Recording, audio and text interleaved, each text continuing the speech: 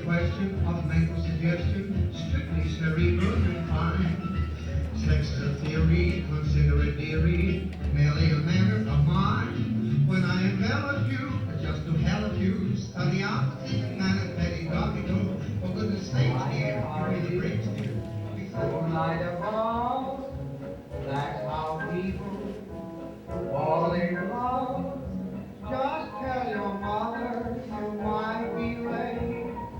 Don't forget dinner at 8.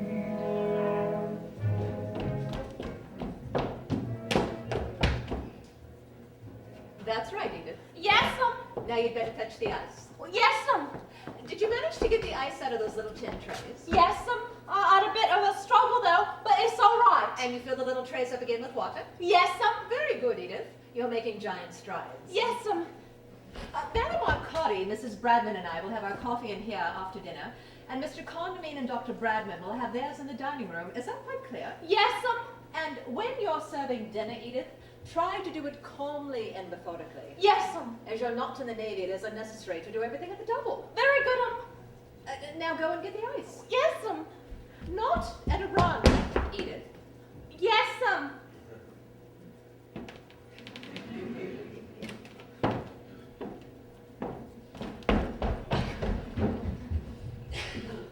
No sign of the advancing hordes? Not yet. No ice? It's coming.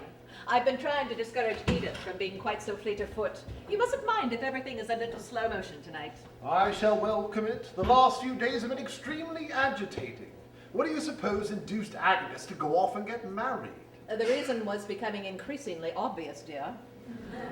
But nobody thinks anything of that sort of thing nowadays. She could have popped into the cottage hospital, had it, and popped out again. Her social life would have been seriously undermined. We must keep Edith in the house more. That's right, Edith. Put it down on the table. yes, I left my cigarette case on my dressing table, Edith. Would you get it for me? yes, sir.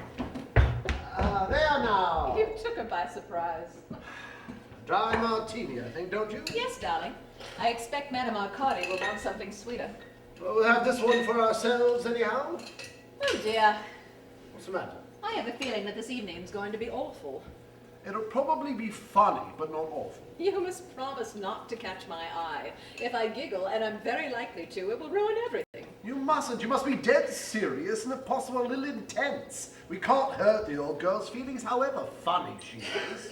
But why the Bradmans, darling? He's as skeptical as we are. He'll probably say the most dreadful things. Well, I've warned him, and there must be more than 3 people here, and we couldn't have the vicar and his wife because A, they're dreary, and B, they probably wouldn't have approved it all. It had to be the Bradmans.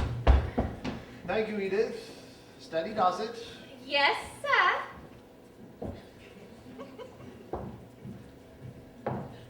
We might make a walkabout with a book upon her head like they do in deportment lessons. Here, darling, try this. Thank you.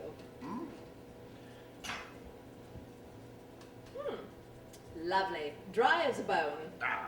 To the Unseen. I must say, that's a wonderful title. If this evening's a success, I'll get started on the first draft tomorrow. How extraordinary it is.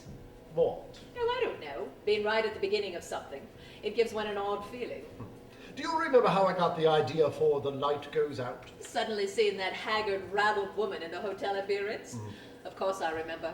We sat up half the night talking about it. She certainly came in very handy. I wonder who she was. And if she ever knew. I may never recognize that description of herself. Poor thing. Here's to her, anyhow.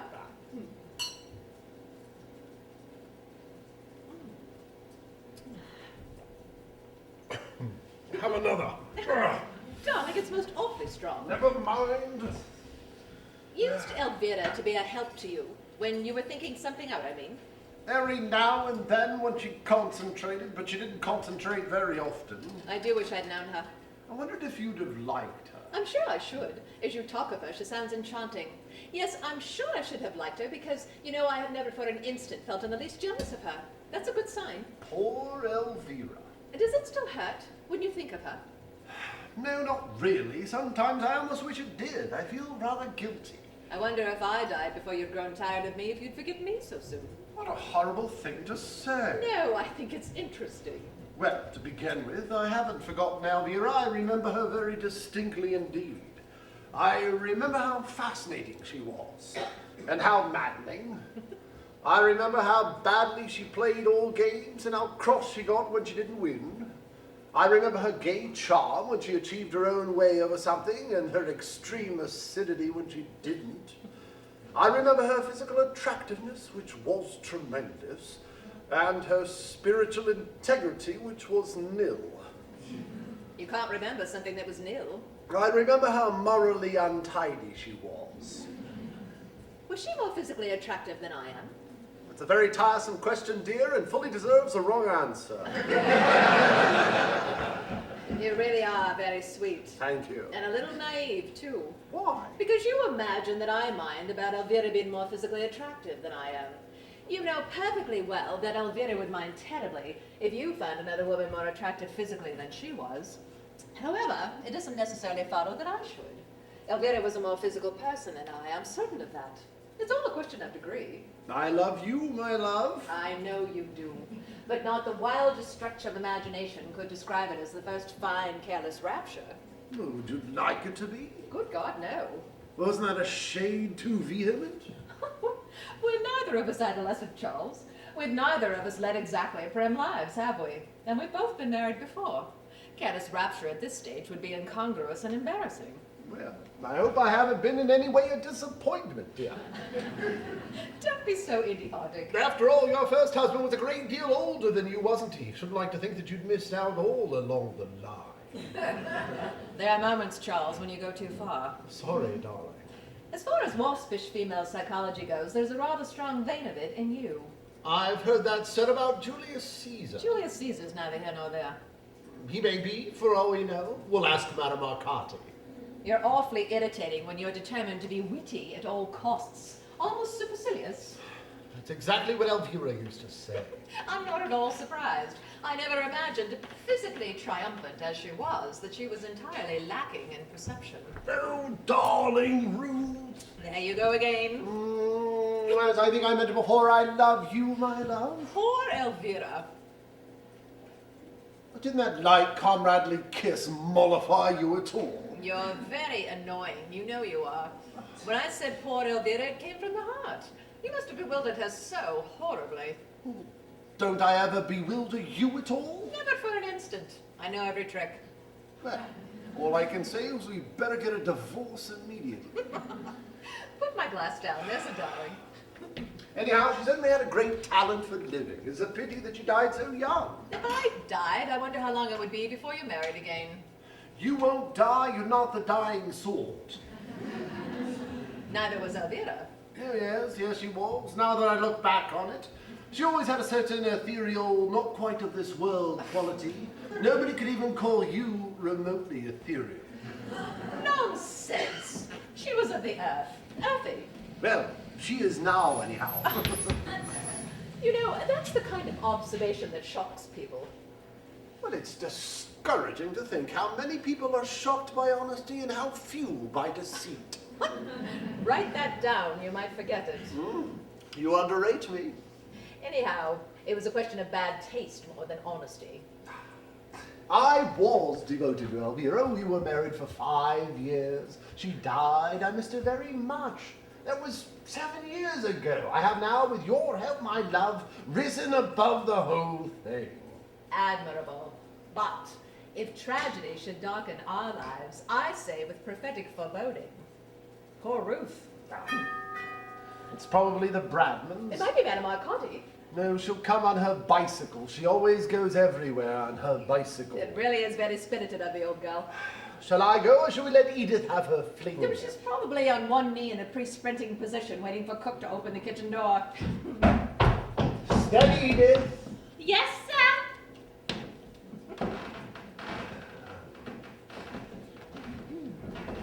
Dr. and Mrs. Bradman. We're not late, are we? I only got back from the hospital about half an hour ago. Of course not. Madame Arcati isn't here yet. That must have been her we passed coming down the hill. I said I thought it was. Then she won't be long. I'm so glad you were able to come. Oh, we've been looking forward to it.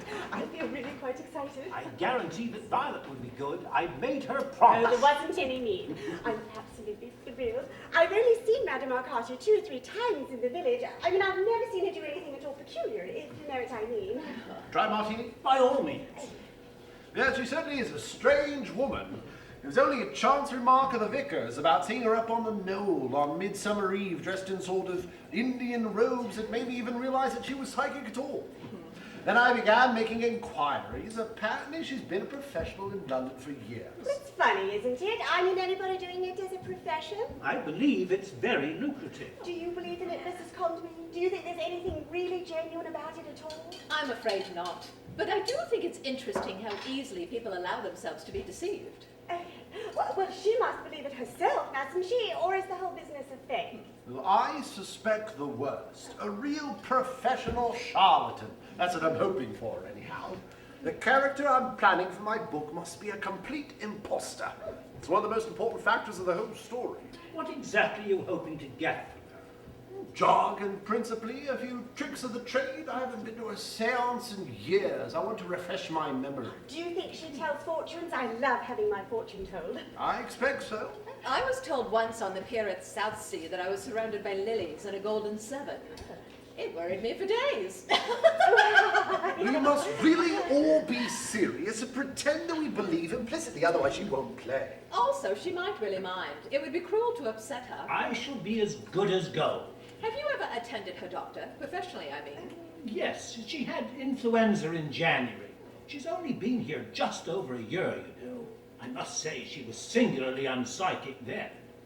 I always understood that she was an authoress. Oh, yes. We originally met as colleagues at one of Mrs. Wilmot's Sunday evenings in Sandgate. What sort of books does she write? Well, two sorts, rather whimsical children's stories of enchanted woods filled with highly conventional flora and fauna, and enthusiastic biographies of minor royalties, very sentimental, reverent, and extremely funny. Oh, here she is. She knows, doesn't she, about tonight? You're not going to spring it on her. Oh, no. It was all arranged last week. The moment I told her of my profound interest of anything having to do with the occult, she blossomed like a rose. I really feel quite nervous, as though I were going to make a speech. You go to meet her.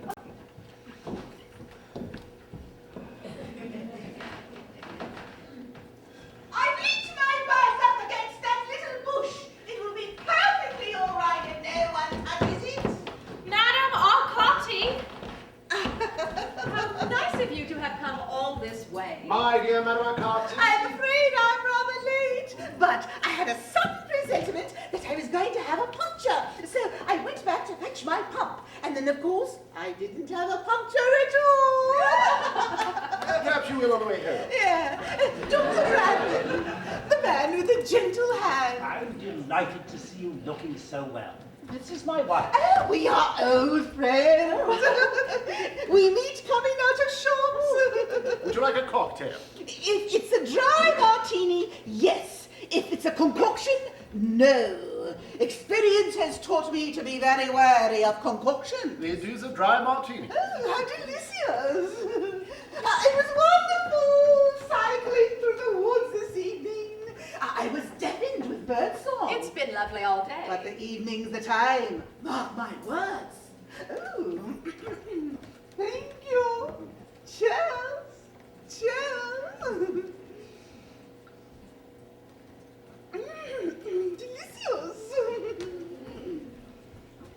Don't you find it very tiring bicycling everywhere? Oh, on the contrary, it's stimulating to me. I was getting far too sedentary in London. That horrid little flat with dim lights. They had to be dim, you know. The clients expected. I must say, I find bicycling very exhausting. Steady rhythm, that's what counts. Once you get the knack of it, you need never look back. On you get and away you go. Yes, but the hills, Madame Arcati, pushing up those awful hills. Just knack again. Down with your head, up with your heart, and you're over the top like a flash, skimming down the other side like a dragonfly.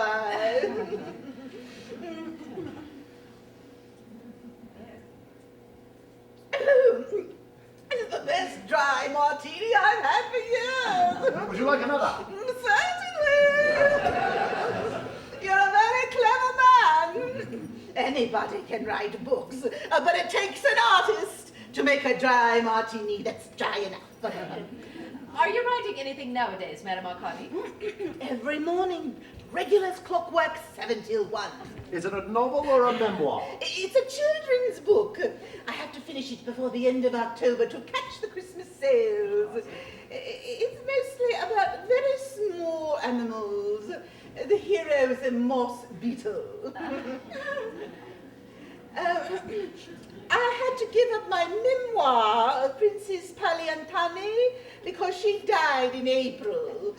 I talked to her about it the other day and she implored me to go on with it, but I really hadn't the heart. You talked to her about it the other day. Yes, through my control, of course.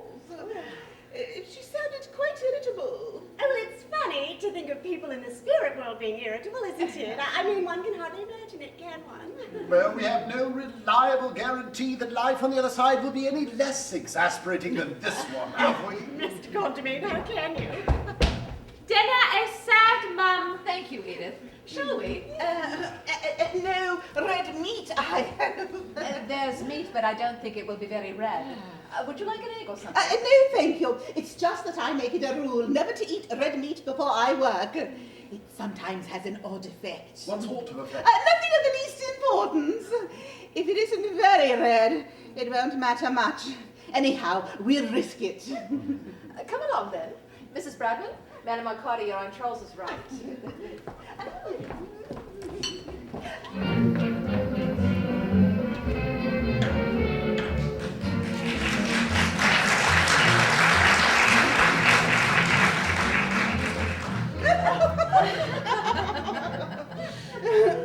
On her mother's side, she went right back to the Borgias, which I think accounted for a lot, one way or another. Even as a child, she was given to the most vile and destructive tempers. Very inbred, you know. Yes, she must have been. Yeah. My control was quite scared the other day when we were talking. I could hear it in her voice. After all, she's only a child. Do you always have a child as a control? Oh, yes, they're generally the best. Some mediums prefer Indians, of course, but personally I've always found them to be unreliable. In what way unreliable? Oh, they're frightfully lazy. And also, when faced with any sort of difficulty, they're rather apt to go off into their own tribal language, which is naturally unintelligible. That generally spoils everything and wastes a great deal of time.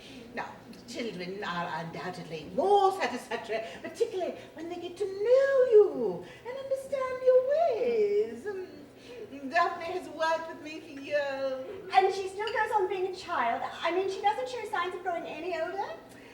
Time values on the other side are utterly different from ours. Do you feel funny when you go off into a trance? In what way? Funny. Mrs. Bradman doesn't mean funny in its comic implication. I think she meant odd or strange. The word was an unfortunate choice. I'm sure I'm very sorry. Please don't apologize. When did you first discover that you had these extraordinary powers? When I was quite tiny. My mother was a medium before me, you know, so I had every opportunity of starting from the ground floor, as you might say. I had my first trance when I was 4 years old, and my first ectoplasmic manifestation when I was 5 and a half. Oh, what an exciting day that was. I shall never forget it. Of course, the manifestation itself was quite small and of very short duration, but for a child of my tender years, it was most gratifying. Your mother must have been so pleased. She was. Can you foretell the future? Certainly not. I disapprove of fortune tellers most strongly. Oh, really? Why? Too much guesswork and fake mixed up with it, even when the gift is genuine. And it very only occasionally is. You can't count on it. Why not? Time again. Time is the mystic ship on which all our frail thoughts are wrecked. You mean because it has never yet been proved that the past and the present and the future are not one and the same thing? I long ago came to the conclusion that nothing has ever definitely been proved about anything. How very wise. I want you to leave the dining room just as it is for tonight, Edith. You can clear the table in the morning. Yes, And we don't want to be disturbed for the next hour or so for any reason whatsoever. Is that clear? Yes, And if anyone should telephone, just say we are out and take a message. Oh, unless it's an urgent call for George. Unless it's an urgent call for Dr. Bradman. Yes, There's not likely to be one, is there? No, I don't think so. It won't matter once I'm off, but an interruption during the preliminary process might be disastrous. Oh, I do wish the men would hurry up. I'm terribly excited. Please don't be. It makes everything much difficult.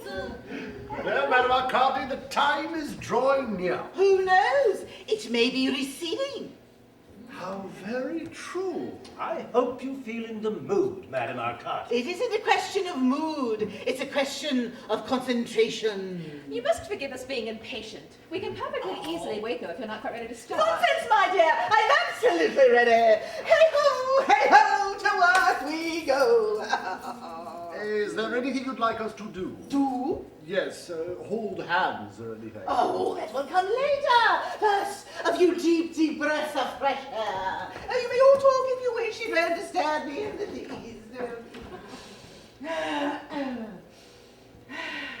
Oh, dear. It was an excellent dinner, darling. I congratulate you. The moose wasn't quite right. It looked a bit hysterical, but tasted delicious. That cuckoo is very angry. I beg your pardon. I said that cuckoo is very angry. Listen. How can you tell? Timber. No moon. That's as well, I think. Oh, there's mist rising from the marshes. Oh, there's no need to light my bicycle lamp, is there? I mean, no one's likely to fall over it. No, we're not expecting anybody else. Good night, you foolish bird. You have a table? Yes, we thought this one would do. You told Edith we didn't want to be disturbed? Yes, darling. This is the moment I always hate. Are you nervous? Yes, when I was a child, I always used to be sick. How fortunate that you grew out of it. Oh, children are always much more prone to be sick than grown-ups, though, aren't they? I know I could never travel in a train with any degree of safety until I was 14. Tommy Tucker sings for his supper. What shall he have but brown bread and butter? I despise that because it doesn't rhyme at all. But Daphne loves it. Who's Daphne? Daphne is Madame Arcadi's control. She's a little girl. Oh, I see. Yes, of course. How old is she? Rising 7 when she died. And when was that? February the 6th, 1884. Poor little thing. She must be getting a bit long in the tooth by now, I should think. You should think, Dr. Bradman, but I fear you don't, at least not profoundly enough. Do be quiet, George. You'll put Madame Arcadi It's off. quite all right, my dear. I'm quite used to skeptics. They generally turn out to be the most receptive and vulnerable in the long run. You'd better take that warning to heart, Dr. Bradman. Please forgive me, Madame Arcadi. I can assure you I am most deeply interested. It is of no consequence. We all please sit round the table. Place your hands downwards. Come, Mrs. Bradman. What about the lights? All of the time, Mr. Wonderbean, sit down, please. The fingers should be touching. Yes, that's right. Yes. Oh, this must be the gramophone. Yes, it's an electric one. Would you like me to start it? Please, stay where you are. I can manage. Now, let me see, what have we here? Brahms. Oh, dear me, no. Rachmaninoff. Oh, it's too florid. Where is the dance music? They're the loose ones on the bottom. I'm afraid they're none of them very new. Oh, yes, this is quite all right. Daphne's really more attached to Irving Berlin than anybody else. She likes the two chicken hung. Oh, here's one. Always. Not always, don't play always. Sit down, Charles. What's the matter? Nothing at all. Now, the light switch is by the door. Yes, it's the one on the gramophone. Very well, I understand. Still. I think it's touching, George. Remember what Madame Arcadi said. Now, one or two things that I should like to explain. So will you all listen attentively? Of course. Presently, when the music begins, I shall switch out the lights. I may then either walk about the room a bit or lie down flat. In due course, I shall join you at the table, Mr. Condamine, and place myself between you and your wife. I will then rest my hand lightly upon yours. I must ask you not to address me or move or do anything in the least bit distracting. Is that quite clear? Perfectly. Of course, an elemental at this time of the year is most unlikely. Now then, are we all ready to empty our minds? Does she mean we're to try to think of nothing? Absolutely nothing, Dr. Bratton. Concentrate on a space or a nondescript color. That's generally the best way. I'll do my damnedest. Good work! I will now start the music.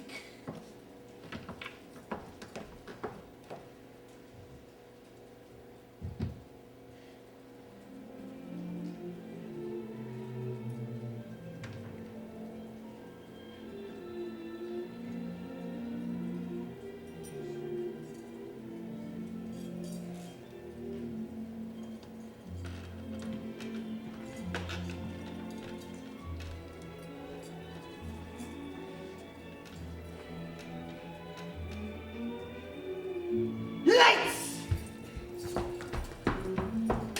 Oh dear. Shh, quiet.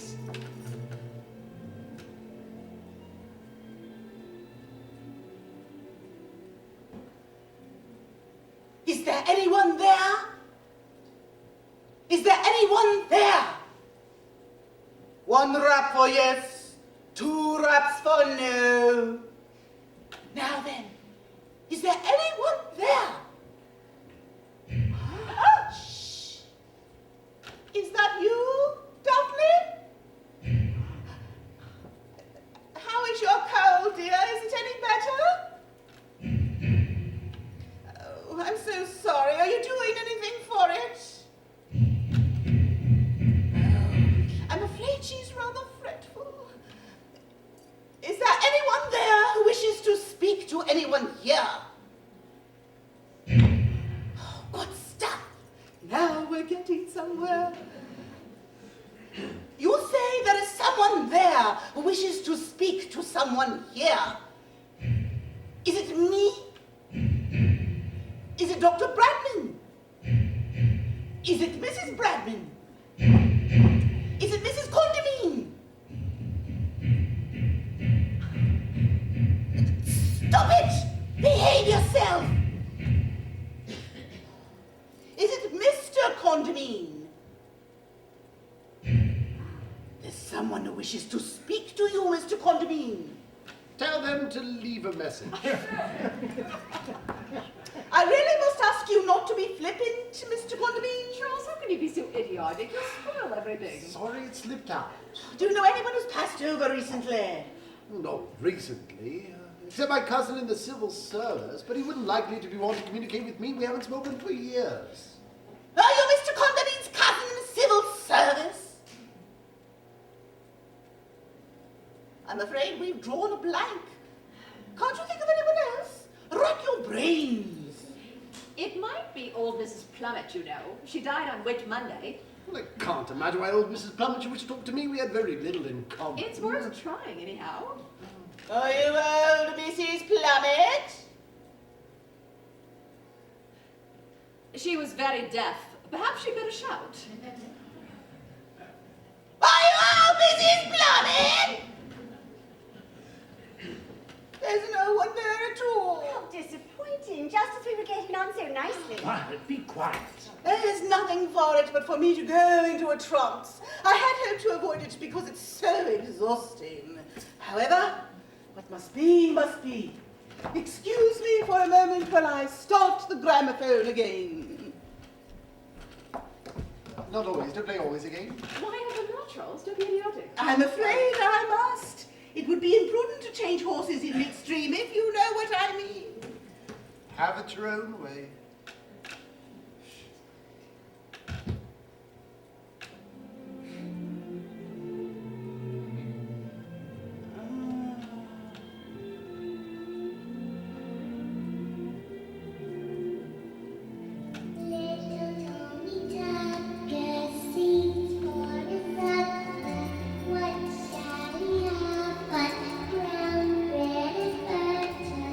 That would be Daphne. She ought to have had her adenoids out. George, please, really.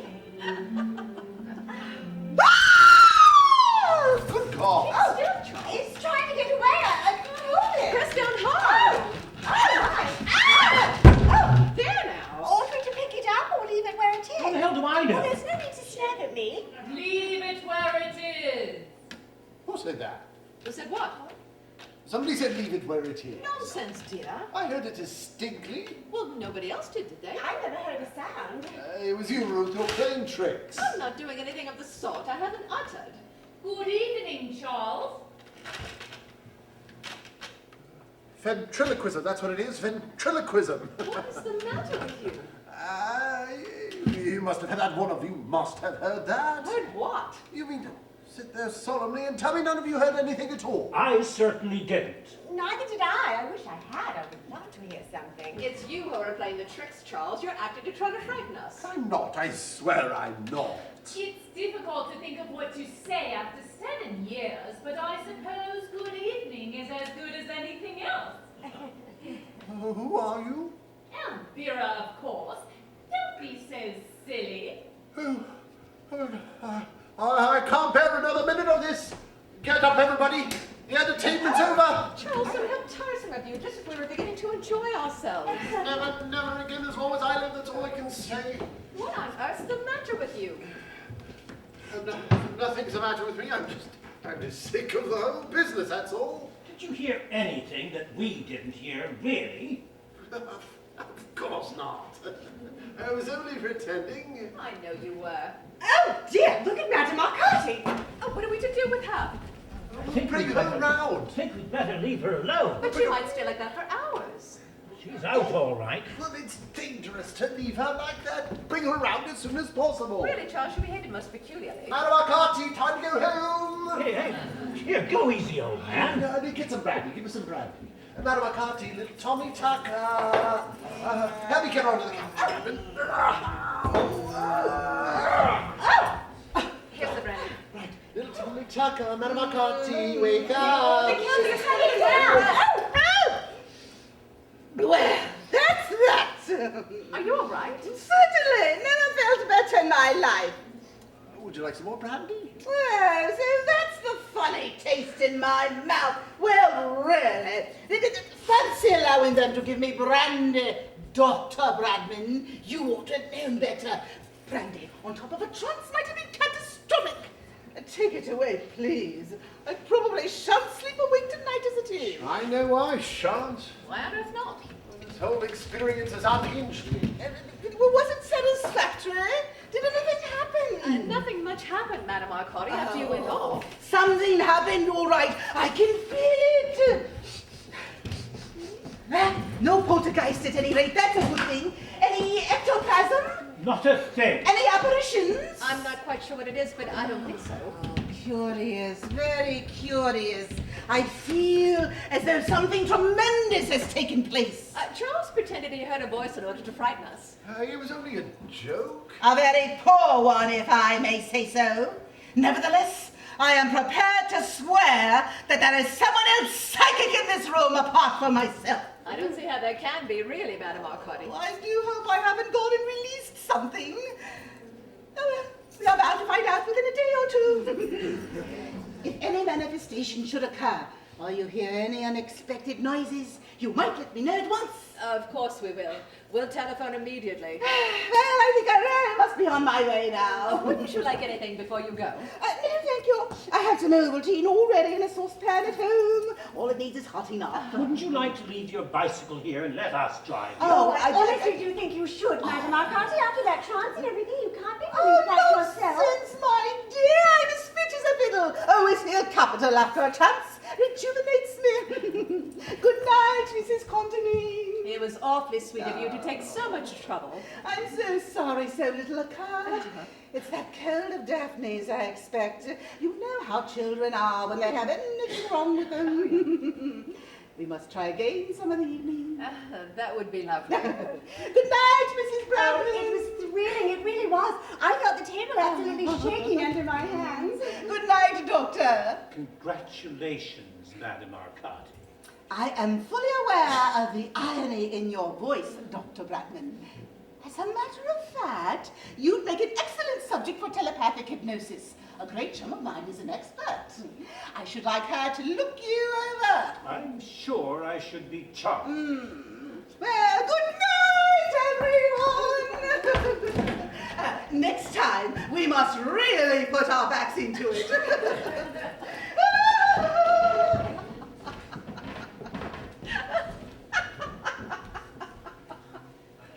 Oh dear, oh dear. Be careful, Mrs. Condamine. She might hear you. I can't help it. I really can't. I've been holding this in for ages. She certainly put you in your place, George, and so did Wright. She's raving mad, of course. Mad as a Do hatter. you really think she believes? Of course not. The whole thing's a put-up job. I must say, though, she shoots a more original line than they generally do. I should think she's probably half convinced herself by now. Possibly. The chance was genuine enough, but that, of course, is easily accounted for. Hysteria? Yes, a form of hysteria, I should imagine. I do hope Mr. Condamine got all the atmosphere he wanted for his book. He might have got a great deal more if he hadn't spoiled everything by showing off. I'm really very cross with him. I suddenly felt a draft. There must be a window open. No, they're shut. Oh, perhaps it was one of those elementals she said something about. Sure. Oh, no, it couldn't be. She distinctly said it was the wrong time of year for elementals. Well, the old girl's gone pedaling off down the drive at a hell of a speed. We had a little trouble lighting her lamp. Poor thing. You know, I've got a theory about her. I believe that she is completely sincere. Charles, how could she be? Well, isn't it possible, Doctor? Some form of self-hypnosis or something? It might be. As I was explaining to your wife just now, there are certain types of hysterical subjects. George dear, it's getting terribly late. We really must go home. You've got to get up so early in the morning. You see, the moment I begin to talk about anything that really interests me, my wife interrupts me. Oh, you know I'm right, darling. It's past 11. I'll do a little reading up on the whole business, just for the fun of it. Well, you must have a drink before you go. Oh, no, thank you. Violet is quite right, I'm afraid. I have to get up abominably early tomorrow. I have a patient being operated on in Canterbury. Yes. It's been a thrilling evening. I shall never forget it. It was sweet of you to include us. Good night, Mrs. Condamine. Thank you so much. You're sure about that drink? Quite sure, thanks. We'll let you know if we find any poltergeists swirling about. I should never forgive you if you didn't. Come along, darling.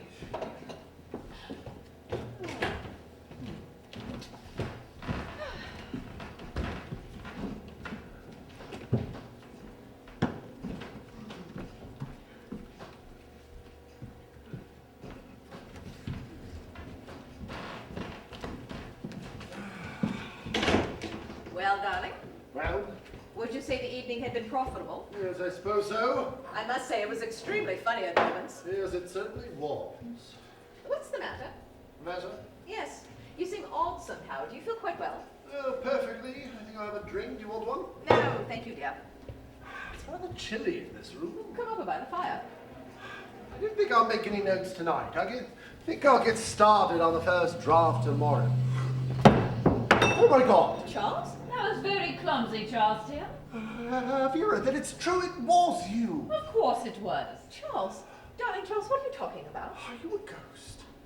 I suppose I must be, but it's all very confusing. Charles, what do you keep looking over there for? Look at me. What's happened? Don't you see? See what? Elvira. Elvira? Yes. Ruth, this is Elvira. Elvira, this is... Ruth. Come and sit down, darling. You can't see her. Now listen to me, Charles. You just sit quietly by the fire, and I'll make you another drink.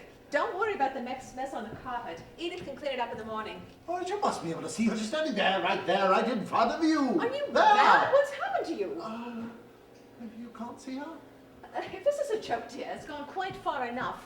Sit down, for God's sake, and don't be idiotic. Oh, what am I to do? What the hell am I to do? I think at least you might be a little more pleased to see me. After all, you conjured me up.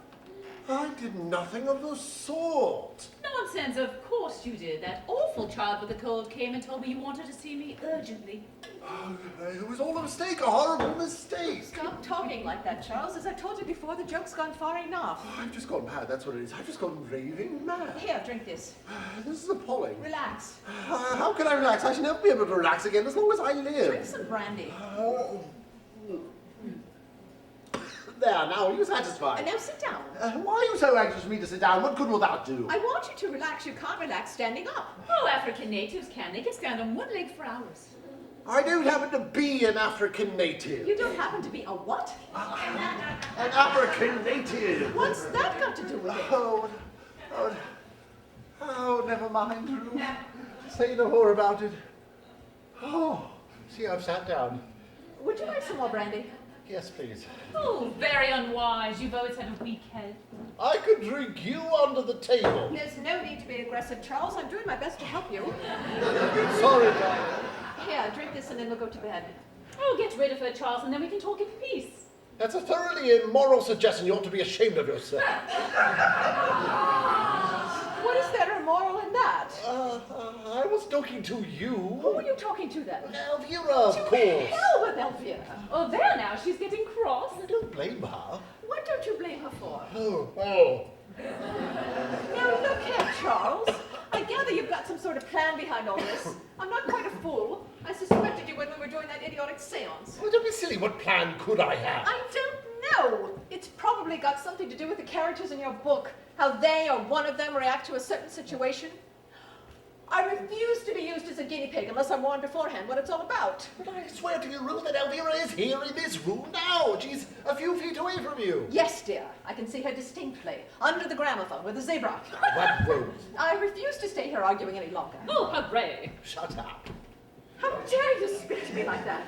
Now listen, Ruth. I will not listen to any more of this nonsense. I am going upstairs to bed. I'll leave you to turn out the lights. I shan't be asleep. I'm too upset. So you can come in and say goodnight to me if you feel like it. That's big of her, I must say. No, be quiet. You're behaving like a gutter snipe. That is all I have to say. Good night, Charles. No, wait, Ruth, please. Oh, that was one of the most enjoyable half hours I have ever spent. Elvira, how could you? Oh, poor Ruth. This is obviously an hallucination, isn't it? I'm afraid I don't know the technical term for it. What am I to do? What Ruth suggested. Relax. Where did you come from? Do you know, it's very peculiar, but I've sort of forgotten. Are you to be here indefinitely? I don't know that either.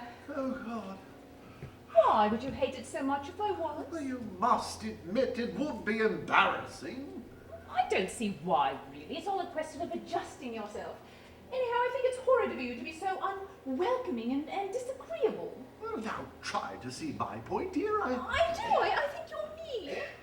Well, try to understand. I've been married to Ruth for 5 years. You've been dead for 7. Oh, not dead, Charles.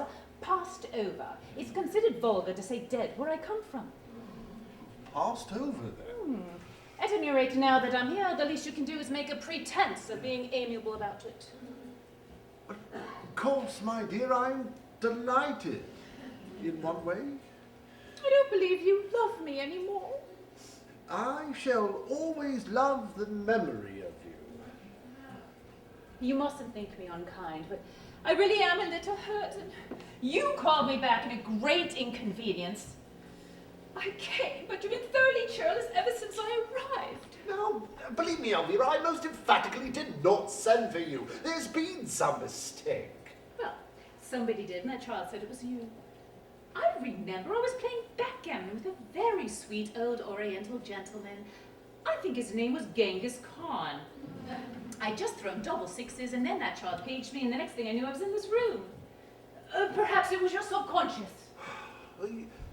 You must try to find out whether or not you're going to stay, and we can make arrangements accordingly. I don't see how I can. Well, there must be somebody. Try to think. There must be somebody there on the other side, or whatever you call it, whom you can get in touch with, who could advise you. I can't think. It seems so far away, as though I dreamed it. Oh, now, come on, Elvira. You must know somebody else besides Genghis Khan. Oh, Charles! Oh, what's the matter? I want to cry, but I don't think I'm able to. What do you want to cry for? It's seeing you again and you being so irascible like you always used to be. Oh, I didn't mean to be irascible, Elvira. Darling, I don't mind, really. I never did. Is it cold, being a ghost? No, I don't think so. What happens if I touch you? I doubt if you can, but do you want to? Oh, Elvira. Oh. What is it, darling? I really do feel strange seeing you again. That's better. What's better? Your voice was kinder. Was I ever unkind to you when you were alive? Often. How can you? I'm sure that's an exaggeration. Not at all. You're an absolute pig that time you went to Cornwall and stayed in that awful hotel. You hit me with a billiard cue. Only very, very gently. I loved you very much. I loved you too.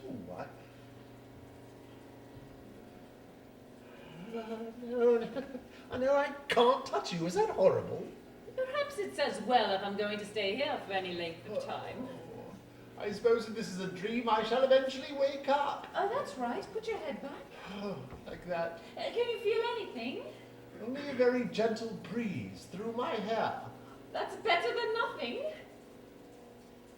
I suppose if I really have gone mad, they'll put me in an asylum. Don't worry about that. Just relax. Oh, poor Ruth. To hell with Ruth.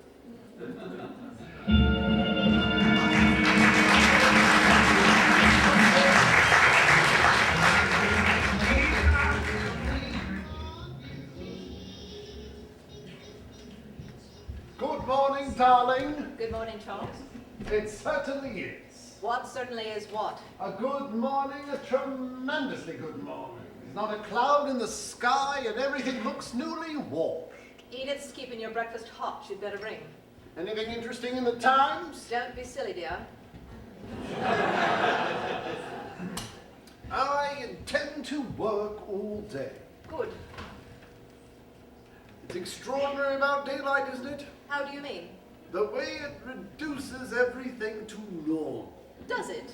Yes, it does. I'm sure I'm very glad to hear it. You're very glacial this morning?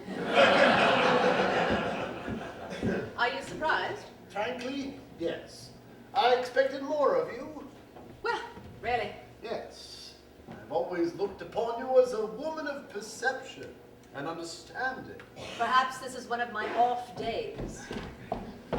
Good morning, Edith. Good morning, sir. Feeling fit? Yes, sir. Thank you, sir. How's Cook?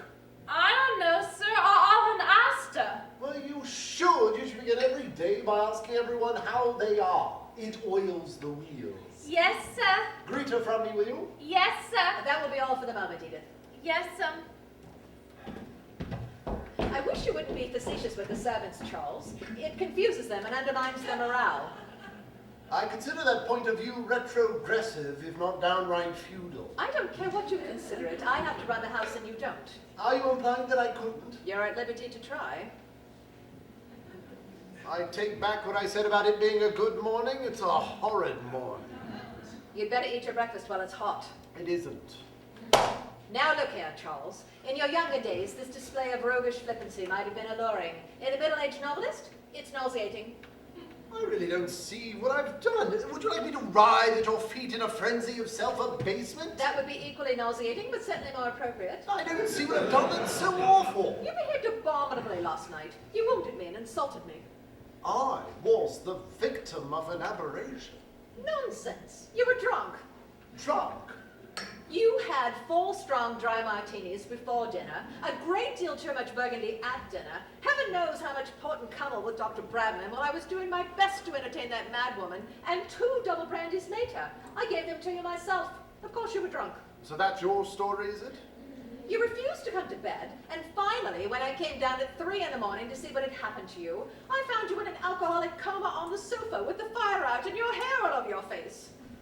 I wasn't in the least drunk, Ruth. Something happened to me last night. Something very peculiar happened to me. Nonsense. It isn't nonsense. I know it looks like nonsense now in the clear, remorseless light of day, but last night it was far from being nonsense.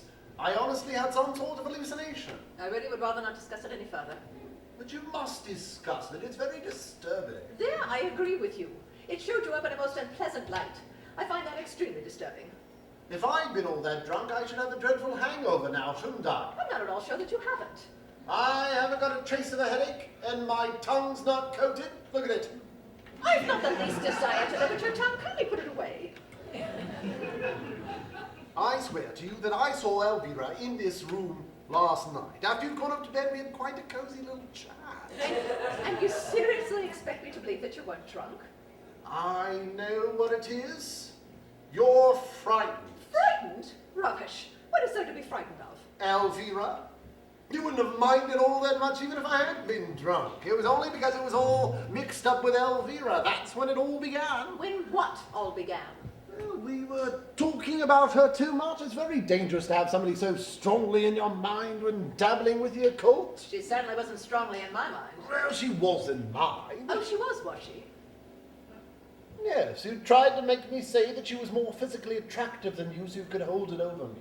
I did not. I don't give a hoot how physically attractive she was. Oh, yes, you do. Your whole being is devoured with jealousy.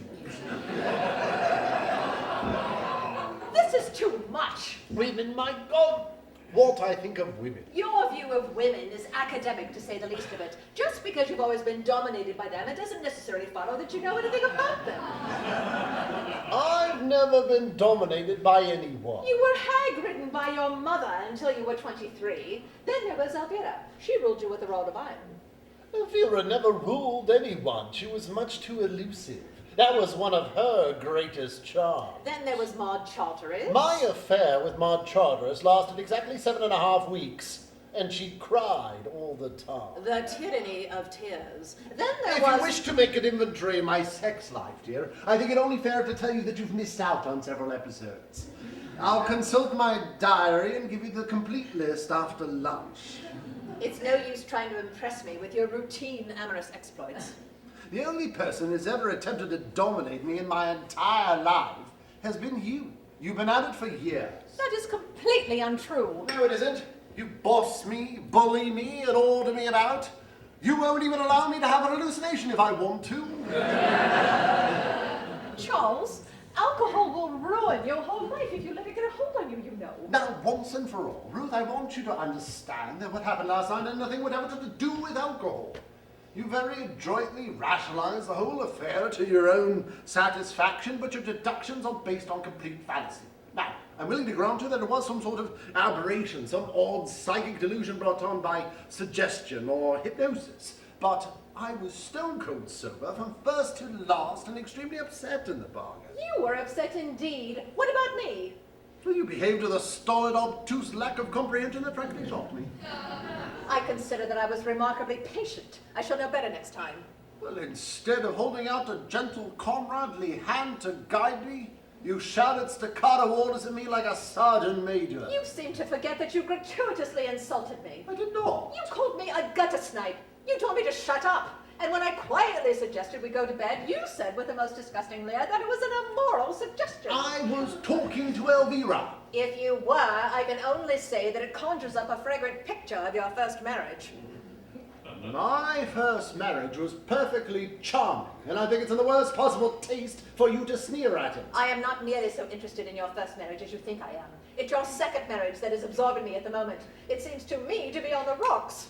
Only because you persist in taking up this ridiculous attitude. My attitude is that of any normal woman whose husband gets drunk and hurls abuse at her. I was not drunk. Be quiet, they'll hear you in the kitchen. I don't care if they hear me in the Folkestone Town Hall. I was not drunk. Control yourself, Charles. How can I control myself in the face of such idiotic damn stubbornness? It's giving me claustrophobia. You'd better call Dr. Bradman. Can I clear, please, Mum? Yes, Edith. Cook wants to know about lunch, Mum. Will you be into lunch, Charles? Oh, please, don't worry about me. I should be perfectly happy with a bottle of gin in my bedroom. Don't be silly, dear. Tell Cook we shall both be in. Yes, Mum. I'm going into Hythe this morning. Is there anything you want? Yes, a great deal. But I doubt if you could get it in Hythe. Tell Cook to put Alka-Seltzer down on my list. Will you, Edith? Yes, Mum. It's clouding over.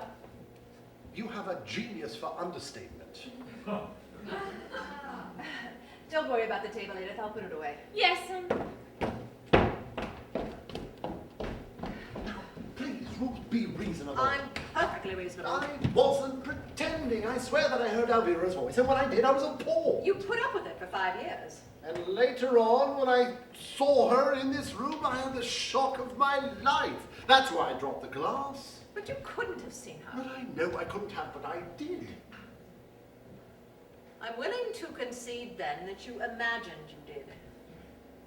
That's what I've been trying to explain to you for hours. Well, then there's obviously something wrong with you.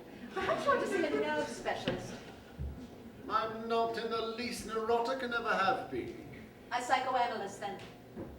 I refuse to endure months of expensive humiliation, only to be told at the end of it that at the age of 4 I was in love with my rocking horse. How do you feel now? Physically, do you mean? Altogether.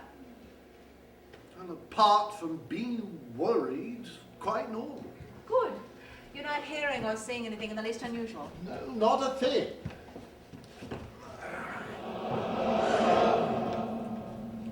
you've absolutely ruined that border by the sundial. It looks like a mixed salad. Oh my God. What's the matter now? She's here again. What do you mean? Who's here again? Elvira. Pull yourself together and don't be absurd.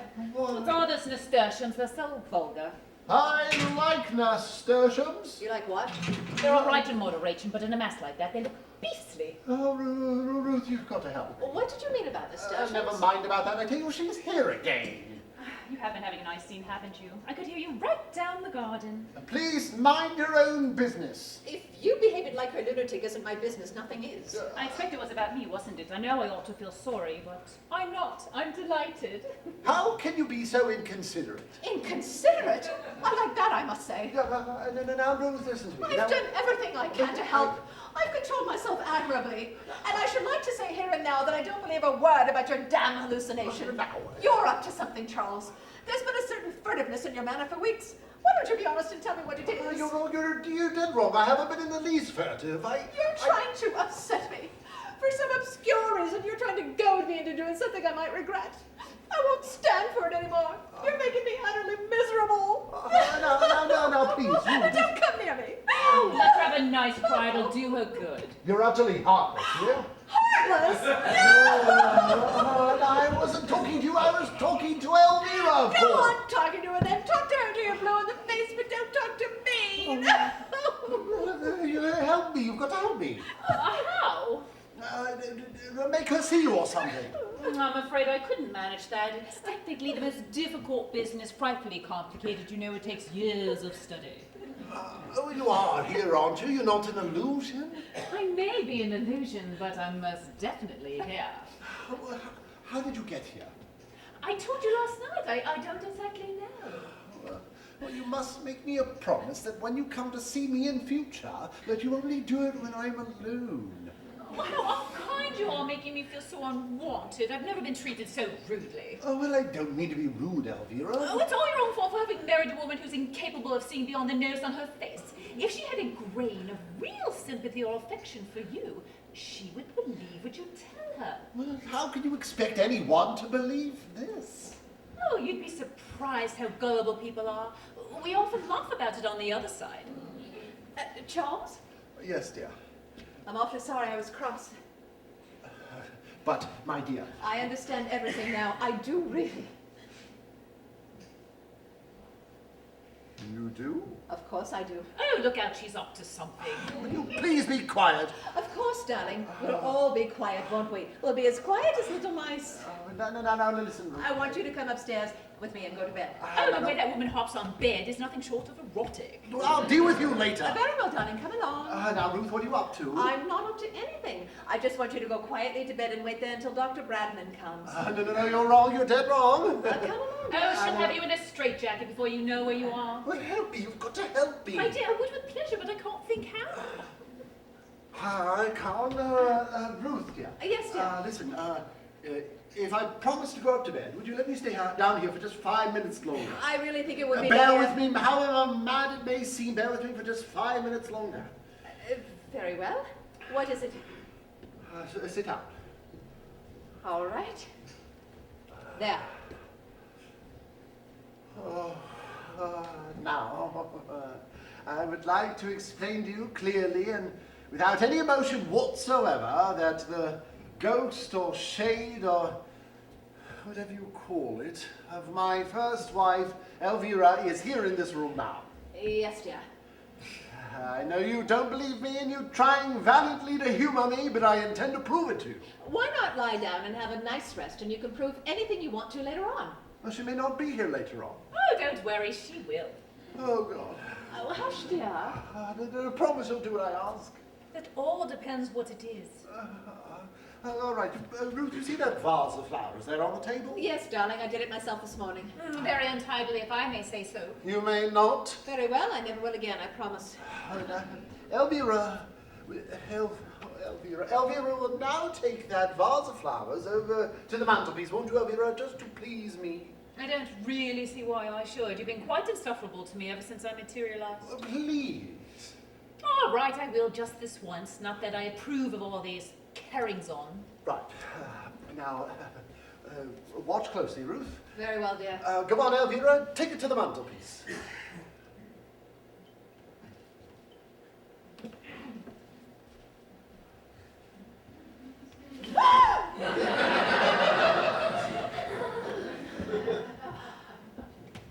How dare you, Charles! You ought to be ashamed of yourself. What on earth for? It's a trick. I know perfectly well it's a trick.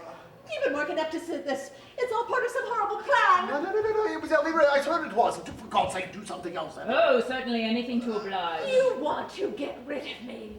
You're trying to drive me out of my mind. Now, don't be silly. You're cruel and sadistic, and I'll never forgive you. No, now, listen to me, Ruth. Now, that was Elvira, I swear it was. Now, listen to me. Now, you've got to listen to me. Charles, this is madness. Sheer madness. No. It's some sort of auto-suggestion, isn't it? Some form of hypnotism. Swear to me it's only that. Swear to me it's only that. Hypnotism, my foot.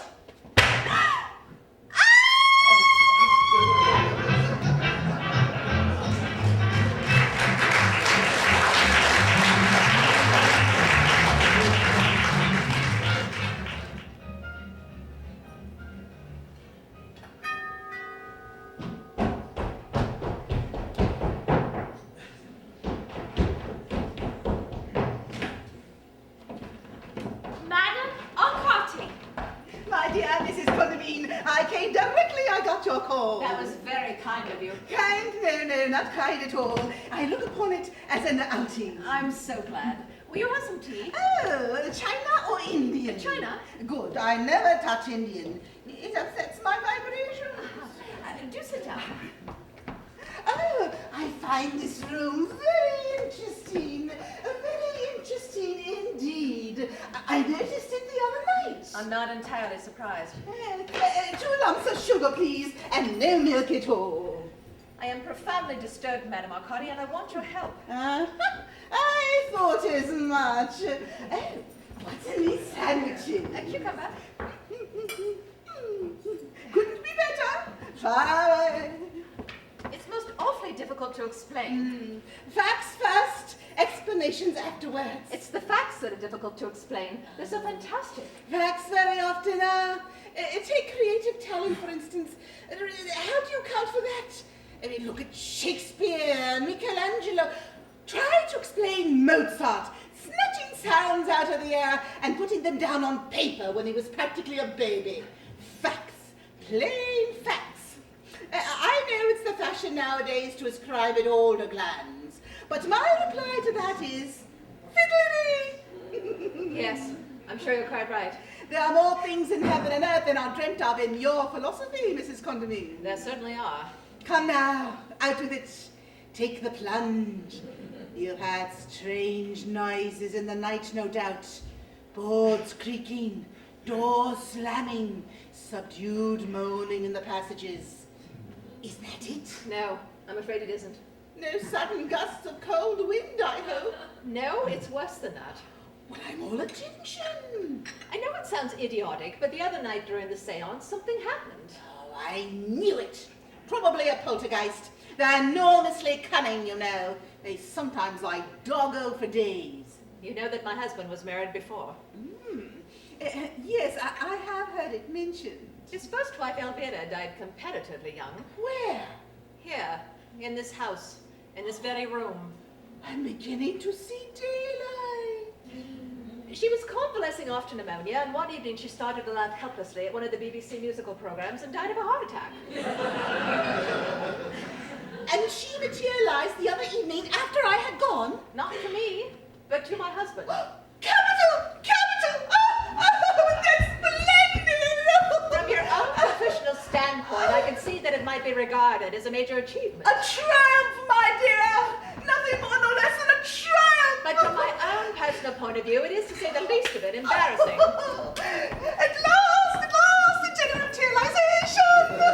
Please sit down again, Madame Arcadi. Oh, how could anyone sit down at a moment like this? It's tremendous! I haven't had such a success since the Sudbury case! Nevertheless, I must insist upon you sitting down and controlling your natural exuberance. I appreciate fully your pride in your achievement, but I would like to point out that it has made my position in this house untenable, and that I hold you entirely responsible. Forgive me, Mrs. Condamine.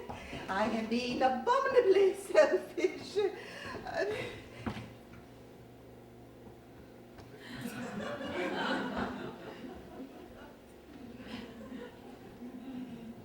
How may I help you? How? By sending her back immediately to where she came from, of course. I'm afraid that will be easier said than done. Do you mean to tell me she is liable to stay here indefinitely? Well, it's difficult to say. I fear it depends largely on her. But my dear Madame Arcadi. Where is she now? My husband has driven her into Folkestone. Apparently she was anxious to see a friend of hers who was staying at the Grand. Yes, you will forgive this formality, but I shall have to make a report to the psychical research people. I would be very much obliged if there were no names mentioned. The report will be confidential. This is a small village, you know, and gossip would be most undesirable. Yes, I quite understand. You say she is visible only to your husband? Yes. Visible only to husband. Audible too, I presume. Extremely audible. Extremely audible. Your husband was devoted to her? I believe so. Husband devoted. It was apparently a reasonably happy marriage. Oh, tut-tut. Beg your pardon? When did she pass over? 7 years ago. Ha ha! That means she must have been on the waiting list. Waiting list? Yes. Otherwise, she would have got beyond the materialization stage by now. She must have marked herself down for a return visit, and she never would have been able to manage it unless there was a strong influence at work. Do you mean that Charles, my husband, wanted her back all that much? Possibly. Or it could have been her own determination. That sounds much more likely. Would you say she was a woman of strong character? I really don't know, Madame Arcadi. I never met her. Nor am I particularly interested how and why she got here.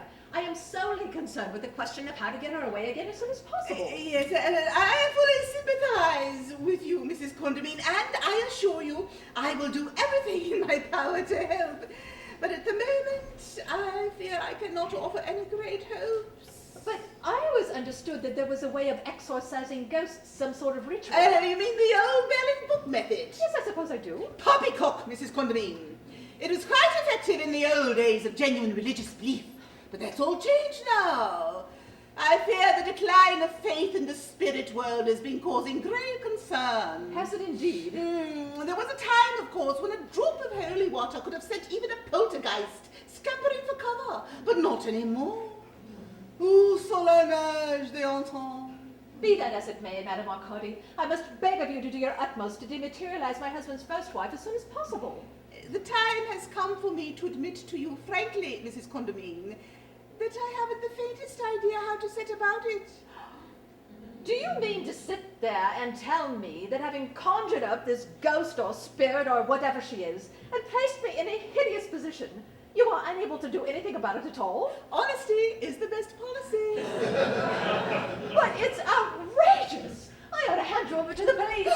You go too far, Mrs. Condamine. I go too far are indeed. Do you realize what your insane amateur muddling has done? I have been a professional since I was a child, Mrs. Condamine. Amateur is a word I cannot tolerate. It seems to me to be the height of amateurishness to evoke malignant spirits and not be able to get rid of them again. I was in a trance. Anything might happen when I am in a trance. Well, all I can suggest is that you go into another one immediately and get this damn woman out of my house. I can't go into trances at a moment's notice. It takes hours of preparation. Well, you'll have to do something. And I will report the whole matter to the Society for Psychical Research at the earliest possible moment. Will they be able to do anything? I doubt it. They'll probably send an investigation committee, and then they'll do a lot of questioning, and a lot of tapping, and mumbo-jumbo, and then they'd have a conference, and you probably have to go to London to testify. Oh, it's too humiliating. It really is. Please, try not to upset yourself. There's nothing that can be achieved by upsetting yourself. It's all very fine for you to talk like this, Madame Arcadi. You don't seem to have the faintest realization of my position. Try to look on the bright side. Bright side indeed. If your husband's first wife suddenly appeared from the grave and came to live in the house with you, do you suppose you'd be able to look on the bright side? I resent your tone, Mrs. Condamine. I really do. You most decidedly have no right to. You are entirely to blame for this whole horrible situation. Kindly remember that I came here the other night on your own invitation. On my husband's invitation. I did what I was requested to do, which was to give a séance and establish contact with the other side. I had no idea that there was any ulterior motive mixed up with it. Ulterior motive? Your husband was obviously eager to get in touch with his former wife. If I had been aware of that at the time, I naturally would have consulted you beforehand. After all, noblesse oblige. He had no intention of trying to get in touch with anyone. The whole thing was planned in order for him to get material for a mystery story he is writing about a homicidal medium. Am I to understand that I was only invited in a spirit of mockery? Not at all. He merely wanted to make notes of some of the tricks of the trade. Tricks of the trade? Insufferable. I've never been so insulted in my life. I feel that we have nothing more to say to one another, Mrs. Condamine. Goodbye. Please don't go, please. Your attitude from the outset has been most unpleasant, Mrs. Condamine. Some of your remarks have been discourteous in the extreme, and I should like to say, without umbrage, that if you and your husband were foolish enough to tamper with the unseen for paltry motives and in the spirit of ribaldry, whatever has happened to you is your own fault. And, to coin a phrase, as far as I'm concerned, you can stew in your own juice! Damn! Damn! What was Madame Arcati doing here? She came to tea. Did you ask her? Of course I did. Oh, never told me you were going to. You never told me you were going to ask Elvira to live with us. I didn't. Oh, yes, you did, darling. It was your subconscious. Well, what was the old girl so cross about? She practically cut me dead. I told her the truth about why we invited her the other night. That was quite unnecessary and most unkind. She needed taking down a bit. She was blowing herself out like a pouter pigeon. Well, why did you ask her to tea? To get me exercised, of course. Oh, dear, I wish I could have a cucumber sandwich. I did love them so. Is that true, Ruth? Is what true? What Elvira said? You know perfectly well I can't hear what Elvira says. She said that you got Madame Arcati here to get her exorcised. Is that true? We discussed the possibilities. There's a snake in the grass for you. You had no right to do so without consulting me first. I have every right. This situation is absolutely impossible, and you know it. Ruth, if you'd only try to be a little bit more friendly to Elvira, we might all have quite a jolly time.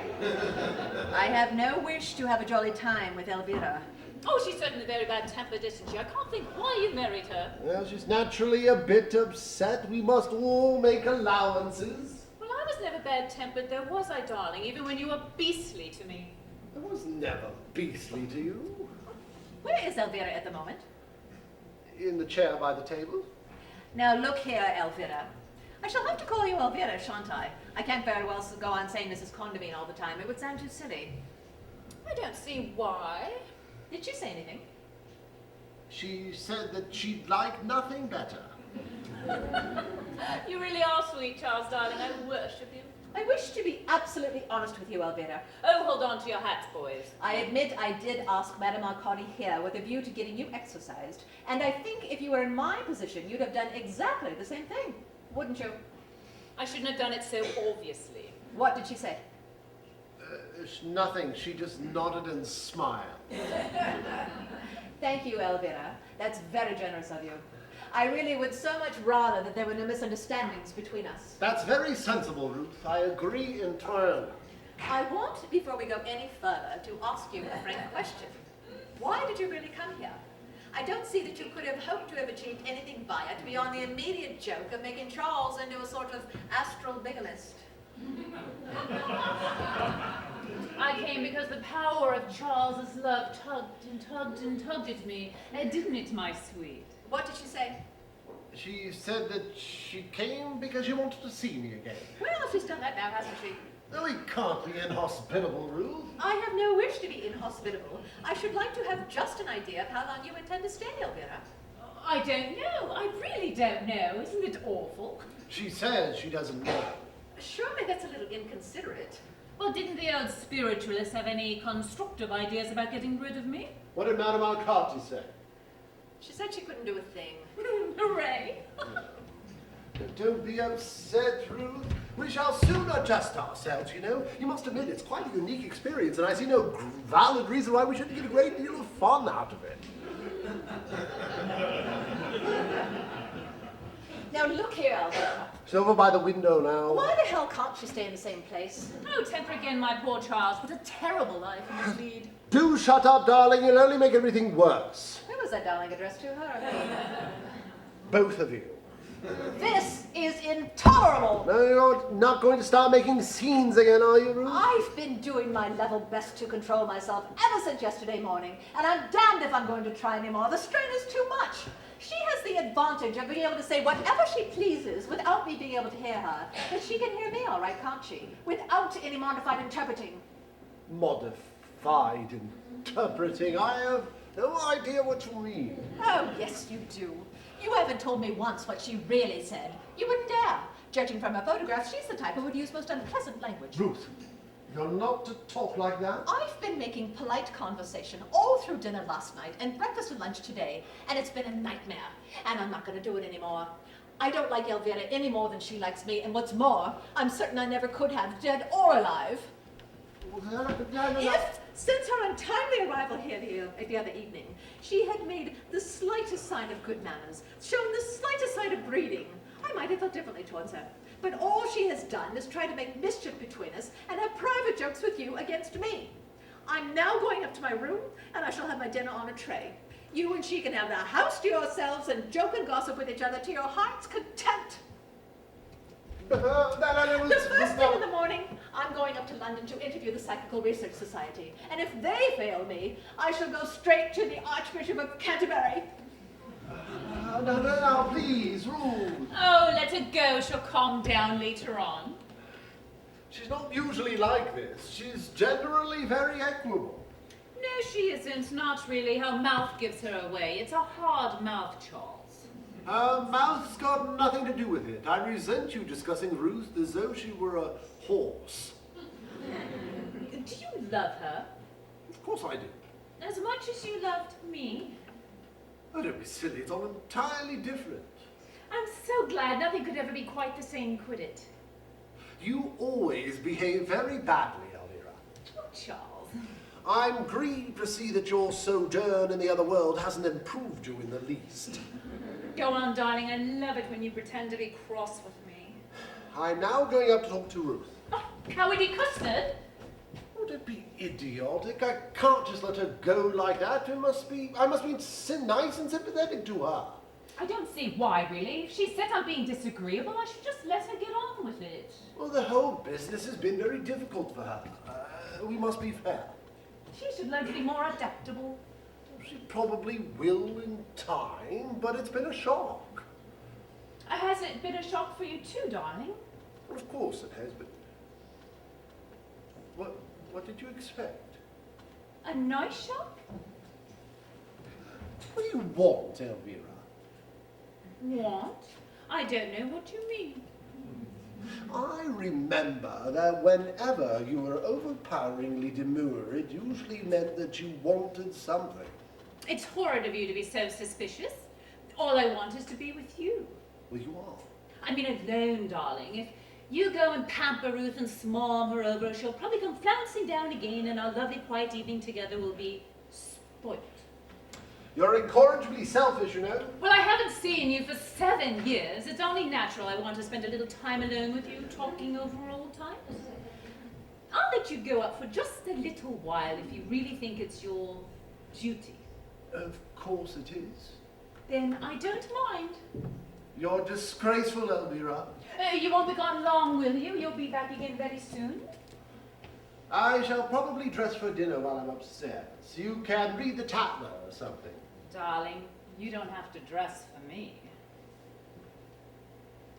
I always dress for dinner. What you going to have? I should like to watch you eat something really delicious. Be a good girl. You can play the gramophone if you like. Thank you, Charles.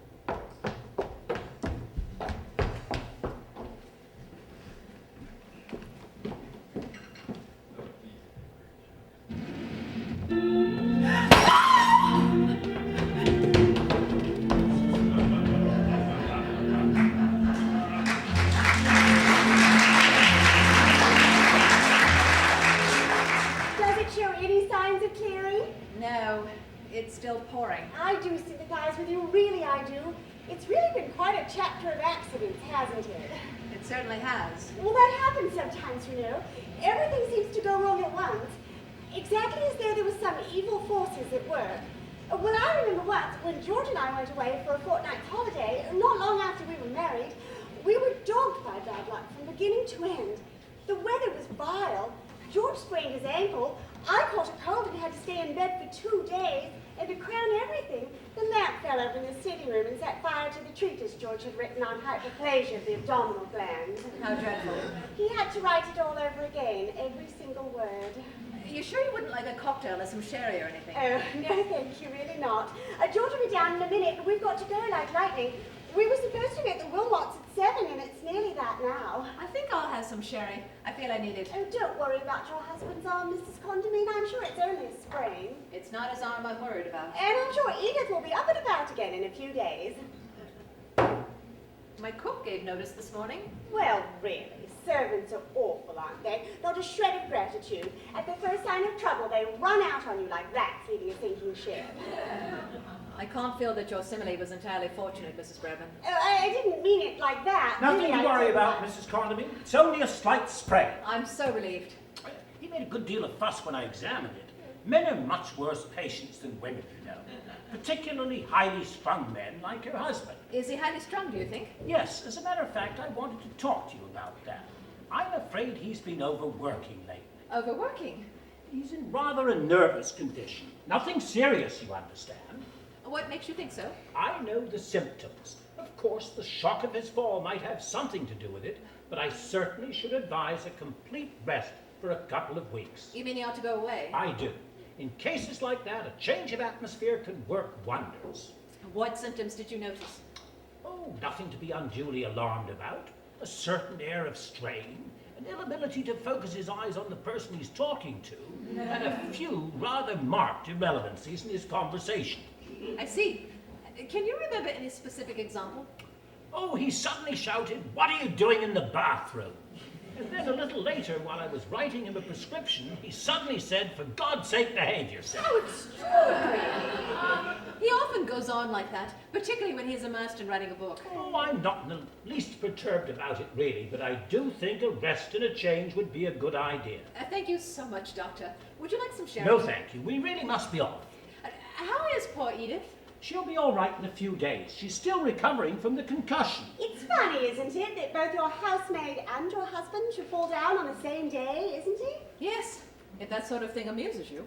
Well, of course I didn't. Come mean it along, my like dear. that. You're talking too much as usual. Oh, you are horrid, George. And goodbye, Mrs. Condon. Goodbye. I'll pop in and have a look at both patients sometime tomorrow morning. Oh, thank you so much. Well, how does it feel? All right. It's only a slight sprain, you know. Is this damn sling really essential? It's a wise precaution. It'll prevent you from using your left hand except when it's really necessary. I had intended to drive into Folkestone this evening. It would be much better if you didn't. It's quite inconvenient. You can easily wait to go tomorrow, Charles. I can't stand another of those dreary evenings at home, Charles. It'll drive me dotty. And I haven't seen a movie for 7 years. Let me be the first to congratulate you. What's that, old man? Charles, dear, try to be sensible, I implore you. Sorry, darling, I forgot. You can drive the car if you promise to go very slowly and carefully. Your gear change is on the right, isn't it? Yes. Well, use your left hand as little as possible. All right. You'd much better stay at home. Couldn't you drive him in? I'm afraid not. I've lots to do in the house and there's Edith to be attended to. Well, I'll leave you to fight it out among yourselves, but remember, if you do insist on going, carefully does it. The roads are very slippery anyhow. Come along, Violet. Goodbye again. Goodbye, Mr. Condon. Goodbye. You really are infuriating, Elvira. Surely you could wait and go to the movies another night. And stop behaving like a schoolgirl. You're old enough to know better. Who's that? I was talking to Elvira. She isn't here now. She was a moment ago. She threw a rose at me. She's been rather high-spirited all day. I know this mood of old. It usually meant that she was up to something. You sure she isn't here? Quite sure. I want to talk to you. Oh, God, no. I must. It's important. You behaved very well for the last few days, Ruth. You're not going to start making scenes again, are you? I resent that air of patronage, Charles. I have behaved well, as you call it, because there was nothing else to do. But I think it only fair to warn you that I offer no guarantee for the future. My patience is being stretched to its uttermost. Well, as far as I can see, the position is just as difficult for Elvira as it is for you, if not more so. Poor little thing comes back trustingly after all these years on the other side. And what is she faced with? Brawling and hostility. What did she expect? Well, surely even an ectoplasmic manifestation has a right to expect a little of the milk of human kindness. Milk of human fiddlesticks. Now, that just doesn't make sense, dear. Elvira is about as trusting as a puff adder. You're granite, Ruth. Sheer, unyielding granite. And a good deal more dangerous into the bargain. Dangerous? I've never heard anything so ridiculous in my life. How could a poor, lonely, wistful little spirit like Elvira be dangerous? Quite easily, and she is. She's beginning to show her hand. How do you mean? In what way? This is a fight, Charles. A bloody battle. A duel to the death between Elvira and me. Don't you realize that? Melodramatic hysteria. It isn't melodramatic hysteria, it's true. Can't you see? No, I can't. You're imagining things, Ruth. Jealousy causes people to have the most curious delusions. I'm making every effort not to lose my temper with you, and I must say you're making it increasingly difficult for me. All this talk of battles and duels. She came here with one purpose and one purpose only, and if you can't see it, you're a bigger fool than I thought you. Well, what purpose could she have beyond a natural desire to see me again? After all, you must remember, she was extremely attached to me, poor child. Her purpose is perfectly obvious. It is to get you to herself forever. That's absurd. How could she? By killing you off, of course. Killing me off? You're mad. Why do you suppose Edith fell down the stairs and nearly cracked her skull? Oh, what's Edith got to do with it? Because the whole of the top stair was covered with axle grease. Cook discovered it afterwards. You're making this up, Ruth. I'm not. I swear I'm not. Why do you suppose when you were lopping that dead branch off the pear tree, the ladder broke? Because it had been practically sawn through on both sides. Why would she want to kill me? I mean, I could understand her wanting to kill you. But why would she want to kill me? If you were dead, it would be her final triumph over me. She'd have you with you forever on her damned astral plane, and I'd be left high and dry. She's probably planning a sort of spiritual remarriage. I wouldn't put anything past her. Oh, Ruth. Don't you see now? She couldn't be so sly, so wicked. She couldn't. Couldn't she just? Well, I'm willing to grant you that as a character she was always light and irresponsible, but I never believed her capable of low cunning. Perhaps the spirit world has deteriorated her. Ruth. Oh, for heaven's sake, stop looking like a wounded spaniel and concentrate. This is serious. Oh, what are we to do? You're not to let her know that we suspect a thing. Behave perfectly ordinarily as though nothing had happened. I'm going to Madame Arcoti immediately. I don't care how cross she is. She's got to help us. Even if she can't get rid of Elvira, she must know some technical method of rendering her harmless. If a trance is necessary, she shall go into a trance if I have to beat her into it.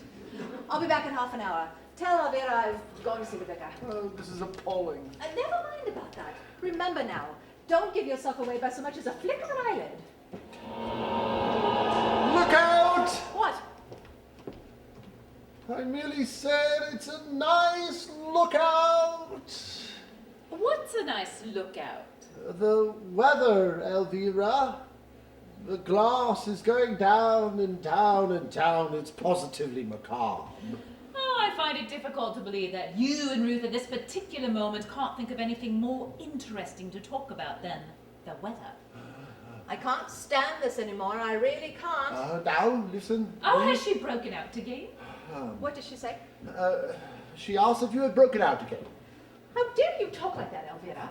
Now, Ruth, listen. Charles and I were not talking about the weather, Elvira, as you so very shrewdly suspected. I should loathe you to think we had any secrets from you. Oh, and so I will tell you exactly what we were talking about. I was trying to persuade Charles not to drive you into Folkestone this evening. It would be bad for his arm, and you can perfectly easily wait until tomorrow. However, as he seems to be determined to place your wishes before mine in everything, I have nothing further to say. Now, Ruth, dear. I'm sure I hope you both enjoy yourselves.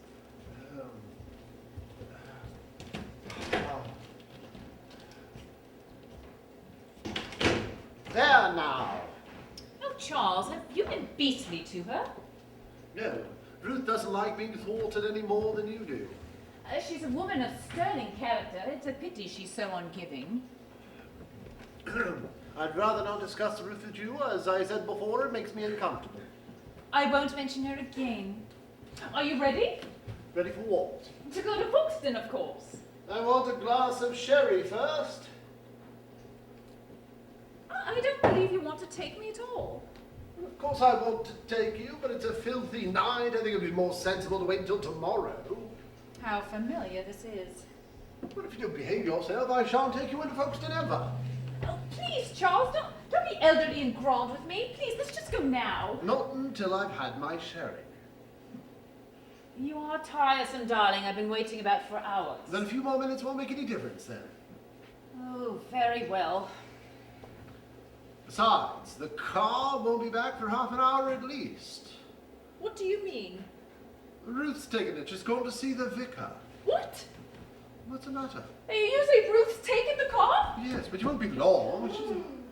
Oh my God! Oh my! Elvira! Stop her at once! Oh, why? What for? Just stop her immediately! It's too late now. I heard her go a minute ago. Oh! Oh, Mary, what are you going on like this? What have you done? Done? I haven't done anything. Elvira, you're lying? I'm not lying. What's there to lie about? What are you in such a state for? I'm not in a state. I don't know what you mean. But you've done something dreadful. Don't look at me like that, Charles. I haven't. I swear I haven't. My God. The car. No. You've done something to the car, haven't you? No, Charles, no. No, what have you done? What have you done to the car? Answer me. Oh.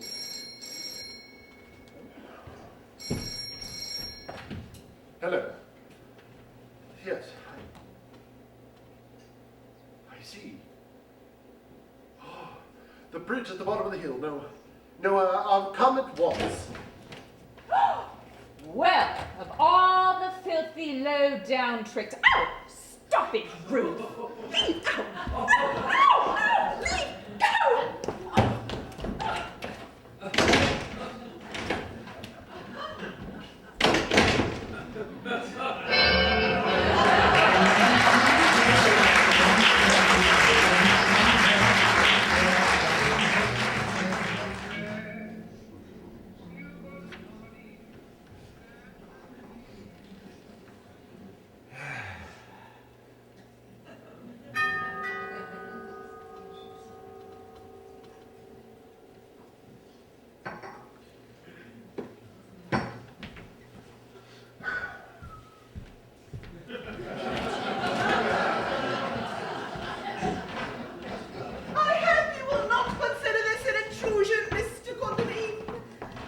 Not at all.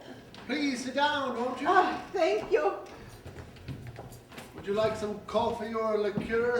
No, thank you. I had to come, Mr. Condamine. Yes. I felt a tremendous urge, like a rushing wind. So I hopped on my bike, and here I am. It's very kind of you. No, it wasn't kind at all. It was my duty. I know it strongly. Duty? I reproach myself bitterly, you know. Please don't. There's no necessity for that. I got into a huff the other day with your late wife. I rode all the way home in the grip of temper, Mr. Condamine. I have regretted it ever since. Madame Arcade. Please, let me go on. Mine is the shame. Mine is the blame. I shall never forgive myself. Had I not been so impetuous, had I listened to the cool voice of reason, so much might have been averted. Madame Arcade, you told my wife that you were unable to help her. You were perfectly honest. Over and above the original unfortunate mistake, I see no reason for you to reproach yourself. I threw up the sponge, Mr. Condamine. In a moment of crisis, I threw up the sponge instead of throwing down the gauntlet. Whatever you threw, Madame Arcade, I sincerely feel that nothing whatever could have been done. The circumstances were simply too strong for all. I cannot bring myself to admit defeat so easily. It is gall and wormwood to me. I could at least have concentrated, made an effort. Never mind. I do mind. I can't help myself. I mind with every fibre of my being. I've been thinking very carefully. I've also been reading up a good deal during the last few dreadful days, and I gather that we are alone. Yes, my first wife is not in the room. She's lying down. The funeral exhausted her. I imagine that my second wife is with her, but I really have no way of knowing for certain. You have remarked no difference in the texture of your first wife since the accident? No, nothing really. She's been a bit under the weather, a trifle low-spirited, perhaps. Well, that washes that out. I'm afraid I don't understand. Well, just a little theory I had. In the 19th century, there was a pretty widespread belief that a ghost who had participated in the death of a human being disintegrated automatically. How do you know that Elvira was in any way responsible for his death? Elvira. Such a pretty name. It has a definite lilt to it, hasn't it? Elvira. You haven't answered my question. How did you know? It came to me last night, Mr. Condamine. It came to me in a blinding flash. I had just finished my Ovaltine and turned the lights out when I suddenly started up in bed with a loud cry. Great Scott, I said, I've got it. After that, I began to put 2 and 2 together. At 3 in the morning, with my brain fairly seething, I went to work on my crystal for a little, but it wasn't very satisfactory. Cloudy, you know. I would be very much obliged if you kept any theories you had regarding my wife's death to yourself. My one desire is to help you, Mr. Condamine. I feel I've been dreadfully remiss over the whole affair. Not only remiss, but untidy. I'm afraid there's nothing whatever to be done. But there is! I have found a formula. Here it is. I copied it out of Edmondson's Witchcraft and its Byways. What the hell are you talking about? Pluck up your heart, Mr. Condamine. All is not lost. My dear Madame Arcade. You still wish to dematerialize your first wife, I suppose. Yes, of course I do. I'm perfectly furious with her, But what?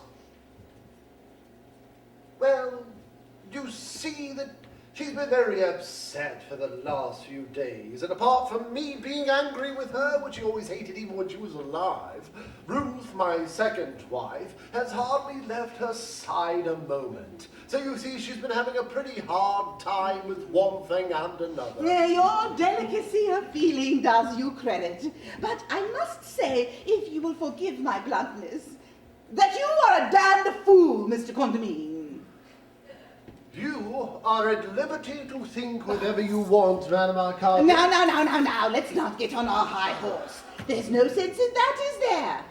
I have a formula here that I think will be able to get rid of her without hurting her feelings in the least. It's extremely simple. All it requires is complete concentration from you and a minor chance from me. I might even be able to manage it without lying down. Honestly, I'm Oh, rather... Charles. What's the matter? What's she doing here?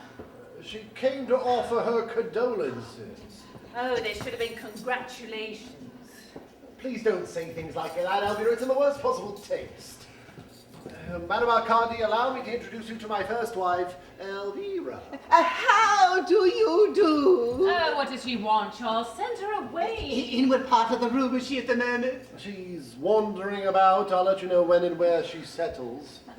She's the one who got me here in the first place, isn't she? Yes. Well, please tell her to get me away again as soon as possible. I can't stand this house another minute. Really, Elvira, I'm surprised at you. I don't care how surprised you are. I want to go home. I'm sick of the whole thing. Now, don't be childish, Elvira. I'm not being childish. I mean it. This is interesting. Very interesting. I smell ectoplasm strongly. What a disgusting thing to say. Where is she now? Here, close to me. Are you happy, my dear? Oh, tell the silly old bitch to mind her own business. Was the journey difficult? Are you weary? She's dotty. Listen, Madame Arcade. Oh, this is wonderful. Oh, for God's sakes, Charles, please tell her to go into the other room. I've got to talk to you. Madame Arcade. Just a moment. Just a moment. I almost have contact. I can sense the vibrations. This is magnificent. Oh, this is magnificent. Come on, Elvira. Don't be a spoil sport. Give her a bit of encouragement. If you promise to get her into the other room. All right.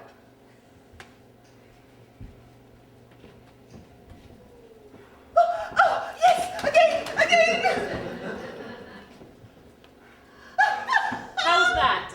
First rate. It really is first rate. Absolutely stunning. I'm so glad you're pleased. Oh, please get rid of her. Ruth will be in a minute.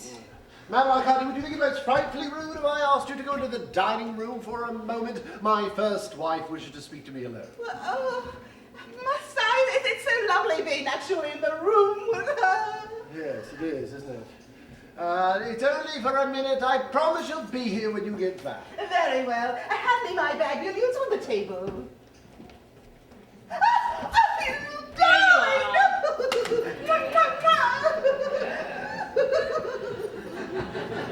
How good is she really? I don't know.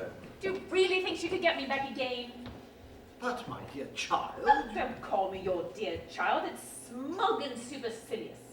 there's no need to be rude. Oh, the whole thing's been a failure, a miserable, dreary failure, and what high hopes I started out with.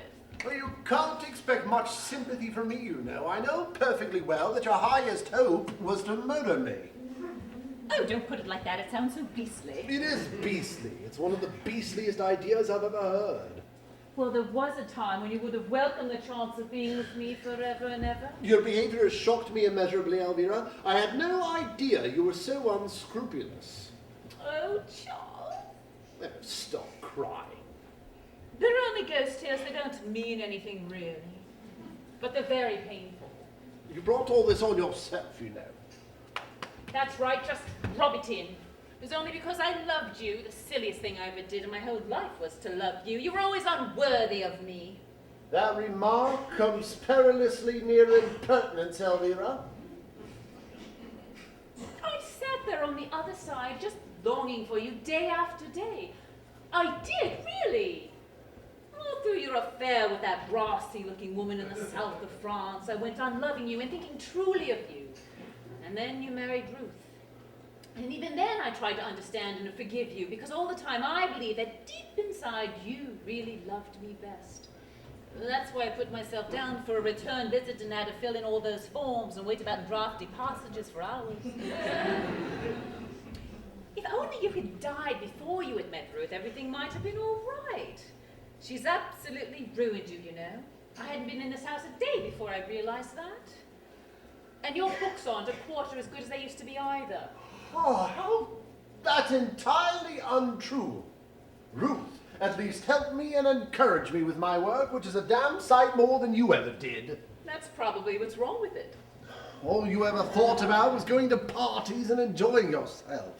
Well, why shouldn't I have fun? I died young, didn't I? Well, you needn't have died at all if you hadn't been so idiotic to go out on the river with Guy Henderson and get soaked to the skin. So, we're back at Guy Henderson again, are we? You behaved abominably over Guy Henderson, and there's no use pretending you didn't. Guy adored me, and anyhow, he was very attractive. You told me he didn't attract you in the least. You would have gone through the roof if I told you that he did. Did you have an affair with him? I'd rather not discuss it if you don't mind. Answer me. Did you or didn't you? Of course I didn't. But you let him kiss you, didn't you? How could I stop him? He was bigger than I was. And you swore to me. Of course I did. You're always making scenes out of nothing at all. Nothing at all. Yes, you never loved me a bit, really. It was just your beastly vanity. I suppose it was just my vanity that upset me when you went out in the punt with Guy Henderson. It was not a punt. It was a little launch. I don't care if it was a three-masted schooner. You had no right to go. You seem to forget why I went. You seem to forget that you had spent an entire evening making sheep's eyes at that overblown harridan with the false pearls. A woman in Cynthia Chevio's position would hardly wear false pearls. They were practically all she was wearing. I'm pained to observe that your 7 years in the echoing vaults of eternity have in no way impaired your native vulgarity. That was the remark of a pompous ass. You were feckless and irresponsible and morally unstable. I realized that before we even left Budley to Salterton. Nobody but a monumental bore would have thought of having a honeymoon in Budley Salterton. What's the matter with Budley Salterton? I was an eager young bride, Charles. I wanted glamour and music and romance. And all I got was potted palms and 7 hours a day on a damp golf course and a 3-piece orchestra playing Merry England. Pity you didn't tell me so at the time. I did, but you wouldn't listen. That's why I went out that day on the moors with Captain Bracegirdle. I was desperate. You told me you'd gone to see your aunt in Exmouth. It was the moors. With Captain Bracegirdle. With Captain Bracegirdle. What a fool, what a blind fool Did he make love to you? Of course.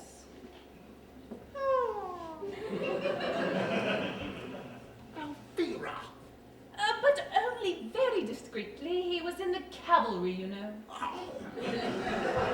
Well, all I can say is that I'm well rid of you. Unfortunately, you're not. Dead as I am, you're dead and Ruth's dead, and I shall sell this house lock, stock and barrel and go away.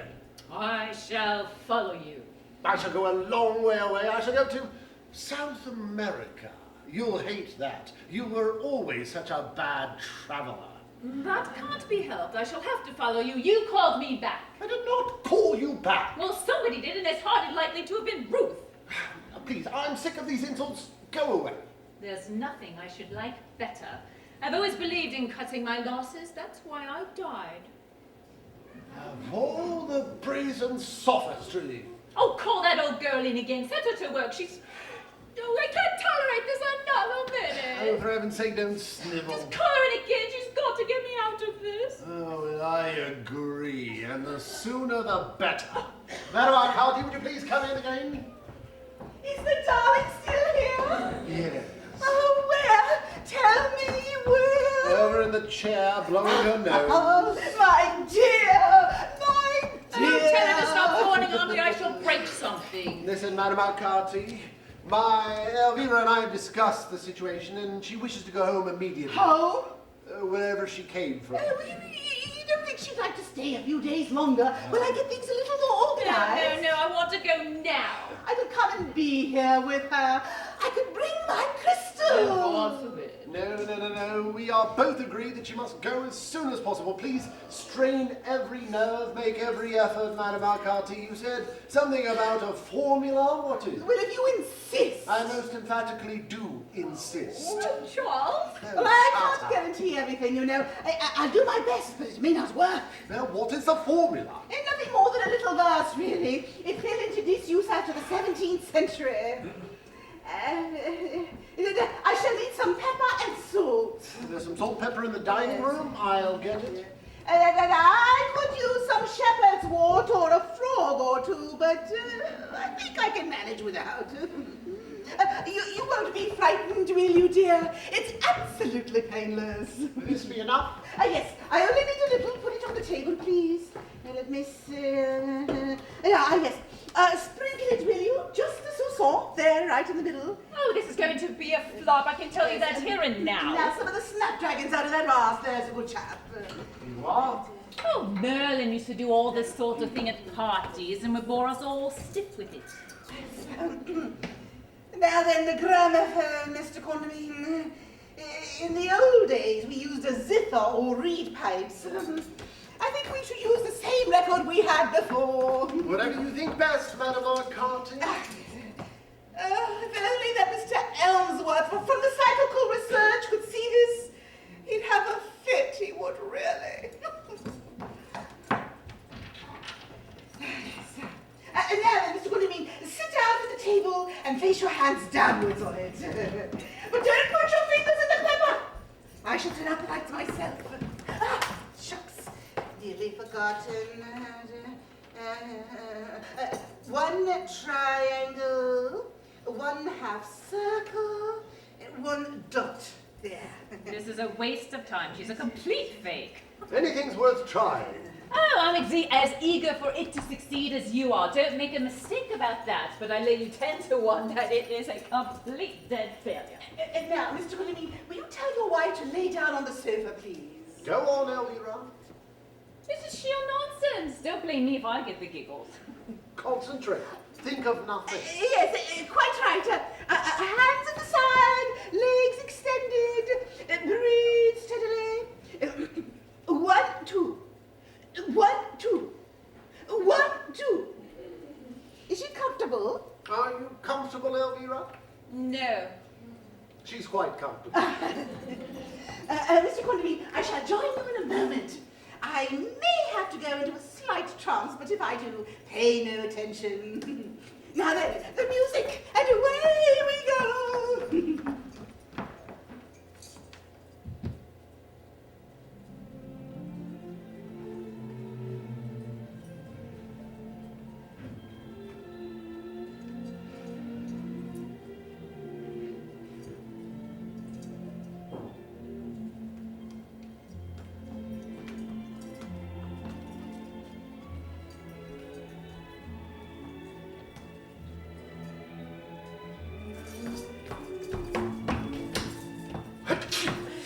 Oh dear, it's the pepper.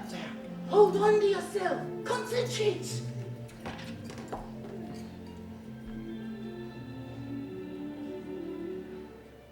Ghostly spectre, ghoul or fiend, nevermore be thou convened. Shepherd's watch and holy rite, banish thee into the night. What a disagreeable little verse. Quiet, Elvira.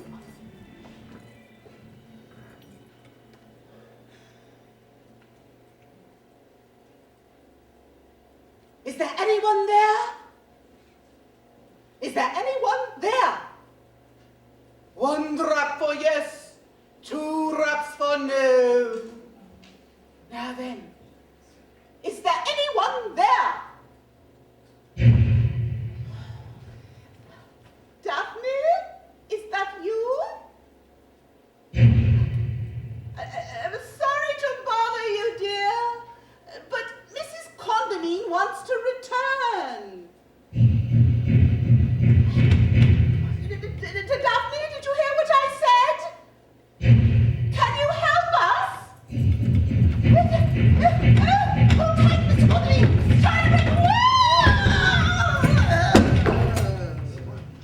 Madam Arcadio, you hurt? Are you all right? Madam Arcati. Oh, she's in one of her damn trances again, and I'm here as much as ever I was.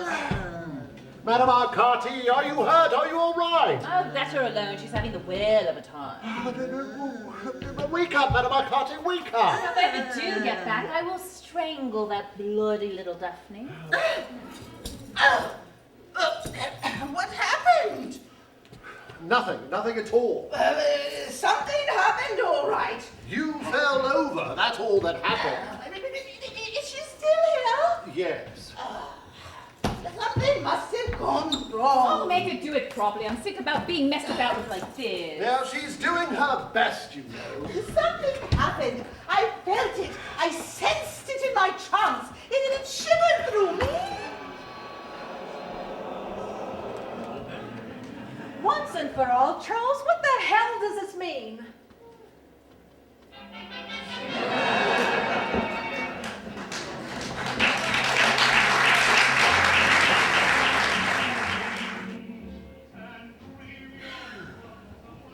Well, we've done all we can. I must say I couldn't be more exhausted. It'll be daylight soon. Now listen to me, Elvira. If you and I have got to stay together indefinitely in this house, and it looks unpleasantly likely, we had better come to some sort of an arrangement. What sort of an arrangement? You're not going to stay indefinitely in this house. With you, then. We shall have to be with you. I don't see why. Why don't you take a cottage somewhere? You called us back. I've already explained till I was black in the face that I did nothing of the sort. Madame Arcati said you did. Madame Arcati's a muddling old fool. I could have told you that in the first place. I think you're behaving very shabbily, Charles. I really don't see what I've done. We've all agreed that as Elvira and I are dead, that it would be both right and proper for us to dematerialize again as soon as possible. That I admit. We have allowed ourselves to be subjected to the most humiliating hocus pocus for hours and hours without complaining. Without complaining. We've stood up, we've lain down, we've concentrated, we've sat interminably while that tiresome old woman recited extremely unflattering verses at us. We've endured 5 seances. We've watched her fling herself in and out of trances until we're dizzy. And at the end of it all, we find ourselves exactly where we were at the beginning. It's not my fault. Be that as it may, the least you can do is to admit failure gracefully and try to make the best of it. Your manners are boorish to a degree. Well, I'm just as exhausted as you are. Remember, I'm the one who had to do all the damn table tapping. If she can't get us back, she can't, and that's that. We shall have to think of something else. Well, she must get you back. Anything else is unthinkable. There's gratitude for you. Gratitude. Yes, for all the years we've both devoted to you. You ought to be ashamed. Well, what about all the years I devoted to you two? Oh, nonsense. We've waited on you hand and foot, haven't we, Ruth? You're exceedingly selfish and always were. Well, if that's the case, I fail to see why you were both so anxious to get back to me. You called us back, and you've been trying to get rid of us ever since we came. Hasn't he, Elvira? He certainly has. Why don't you do something about it? Why don't you go back on your own? We can't. You know perfectly well we can't. Wake up, Madame Arcati. Shake her. It might upset her. I don't care if it kills her. Wake up, Madame Arcati. What time is it? 5:10. Oh, what time did I go off? Over an hour ago. Oh, curious. Very curious. I must make a note of this for my diary. Are the girls still here? Yes. Oh, how disappointing. Yes. Have you any suggestions? Chin up, never give in, never, and always have hope in your heart. That's my motto. This schoolgirl phraseology is driving me mad. Now then, what? what do you suppose that we have another seance? Really put our shoulders to the wheel, make it a real rouser. Oh, God forbid, not another seance. I might be able to materialize a trumpet if I tried hard enough. Better than nothing, you know. I feel fit as a fiddle after my rest. I don't care if she materializes a whole symphony orchestra. I implore you not to let her have another seance. Madame Arcati, do you really think a seance is the best idea? After all, they haven't achieved much, have they? Rome wasn't built in a day, you know. Well, I know it wasn't. Well, then cheer up! Away with melancholy! Oh, now listen, before you go off in any further trances, I really think we ought to discuss the situation. Good idea. While we're doing it, I shall have another one of these delicious sandwiches. I'm as hungry as a hunter. Would you like some more beer? No, thank you. Better not. Very well, I think I'll have a small whiskey and soda myself. Make it a double and enjoy yourself. One day I intend to give myself the pleasure of telling Madame Arcati exactly what I think of her. She's doing her best, you know. Well, the girls getting despondent. I'm afraid they are, rather. Don't be downhearted. We'll win through yet. If we're not very careful, she'll materialize a hockey team. Now then, Mr. Condamine, the discussion. Fire away. Right. My wives and I have been discussing the matter, and they are somehow or other convinced that I called them back. Very natural. I, however, did not call them back. Love is a strong psychic force, Mr. Condamine. It can work untold miracles. A true love call can encompass the universe. Yes, I'm sure it can. And although my affection for both Ruth and Elvira is of the warmest, I cannot truthfully feel that it would come under the heading that you describe. Oh, I should just think not, indeed. You may not know your own strength, Mr. I Condamine. did not call them back, either consciously or subconsciously. But Mr. Condamine... That is my final word on the subject. Mr. Condamine, neither of them could have come back unless there'd been somebody, a psychic subject in the house... Well, who it wished for them wasn't to me. Oh, well, perhaps it was Dr. Bradman. I never knew he cared. Are you sure? Are you really sure? Absolutely positive. Great Scott! I believe I've been barking up the wrong tree. How do you mean? The Sudbury case. I wonder. What was the Sudbury case? I should explain. The Sudbury case was the case that made me famous, Mr. Condamine. It was what you might describe in theatrical parlance as my first smash hit. I had letters from all over the world, especially India. Well, what did you do? Oh, I dematerialized old Lady Sudbury after she'd been firmly entrenched in the family chapel for over 17 years. How did you do it? Do you ever remember how? Chance of fluke. I happened upon it by the merest coincidence. Well, what fluke? What was it? Well, all in good time. Now let me see. Who was in the house during our first seance?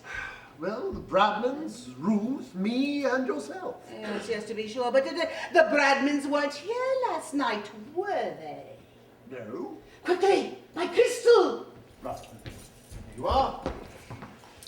Ah, damn the thing! It gives me the pip! It's cloudy again! Ah, there! It's there again! It's there again! I'm beginning to understand. I wish I was. What's there again? A bandage. A white bandage. Hold on to a white bandage. I haven't got a white bandage. Oh, she's too good, you know. She ought to be in a circus.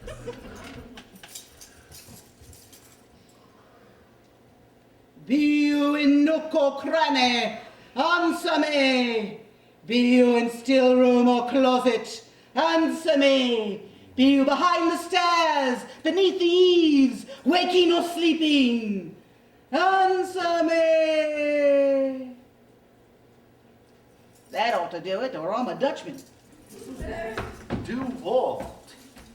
For God's sake, don't let her wave any more of that garlic about. It nearly made me sick last time. Would you like me to get the lights or start the gramophone? No. It's near. It's very near. If it's a ghost, I shall scream. I hope it's nobody we know. I shall feel so silly. Did you ring, sir? The bandage. What? No, Edith. I'm sorry, sir. I could have sworn I heard the bell. Or someone calling. I was asleep. I don't rightly know which it was. Come here, child. Oh. It's all right, Edith. Come to Madame Arcati. Whom do you see in this room, child? Oh dear. Answer, please. You, madam. Go on. The master. Anyone else? Oh no, madam. Look again, please. I don't understand, sir. Come, child, don't beat about the bush. Look Do again. concentrate, Elvira, and keep still. I can't. Do you see anyone now? Oh no, madam. She's lying. Oh, madam. They always do. They? Where are they now? By the fireplace. Oh. Kill me. She can see them. Probably not very clearly, but enough. Let me go. I haven't done nothing nor seen nobody. Let me go back to bed. Give her a sandwich. I don't want a sandwich. I want to go back to bed. Here, Edith. Nonsense! A big healthy girl like you saying no to delicious sandwich? I never heard of such a thing. Sit down. Please, sir. Please do as Madame Arcati says, Edith. But I haven't done nothing wrong. It's all right. Nobody said you had. If she's been the cause of all this unpleasantness, I'll give her a week's notice tomorrow. You may not be here tomorrow. Look at me, Edith. Cuckoo. Cuckoo. Oh dear, what's the matter with her? Is she balmy? Yeah, Edith. Look at my finger. Have you ever seen such a long, long, long finger? Look now. It's on the right. Now it's on the left. Backwards and forwards it goes. Very quietly. Tick, tock, tick, tock, tick. The mouse ran up the clock. Be quiet to ruin everything. Well, so far so good.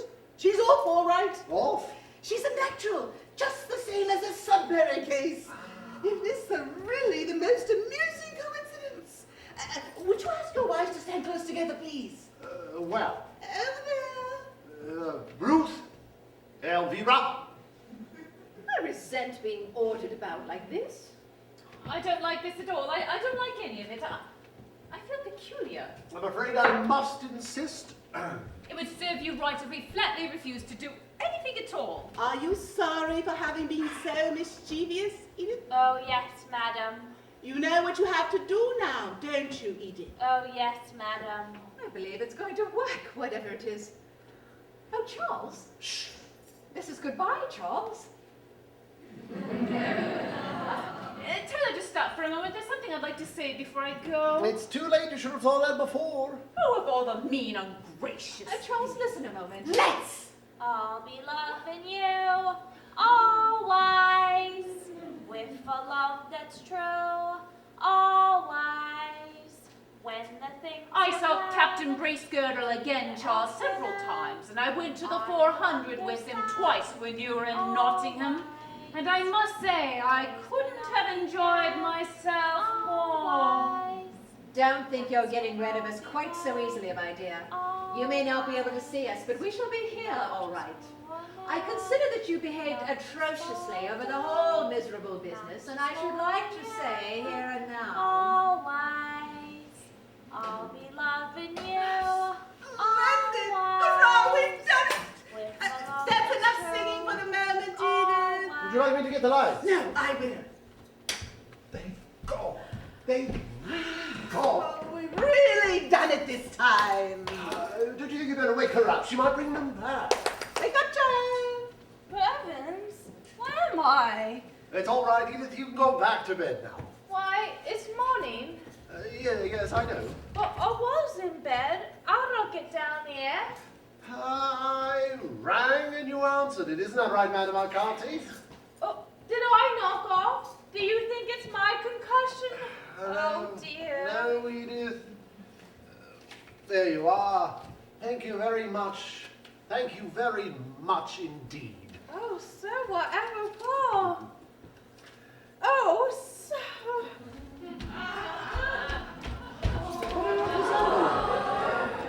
What was that all about? Golly, what a night! I could drop in my tracks. Well, you're certainly welcome to stay here. There's a spare room, you know. No, thank you. Each to his own nest. I'll pedal home in a jiffy. It's only 7 miles. Well, I'm deeply grateful to you, Madam Arcati. I don't know how you usually settle your accounts, but I trust you'll send yours in due course. Good heavens, Mr. Condamine, it was a pleasure. I wouldn't dream of such a thing. Oh, but really, I feel all those trances. Oh, I enjoyed them thoroughly ever since a child. Well, perhaps you give me the pleasure of lunching with me one day soon? When you come back, I should be delighted. Come back. Take my advice and go, Mr. Condamine. Go away immediately. Madam Arcati, you don't mean... This must be an unhappy house for you.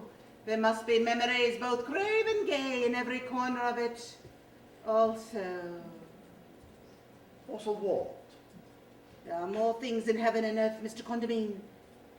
Just go. Pack your traps and go away as soon as possible. You don't mean that they still may be here?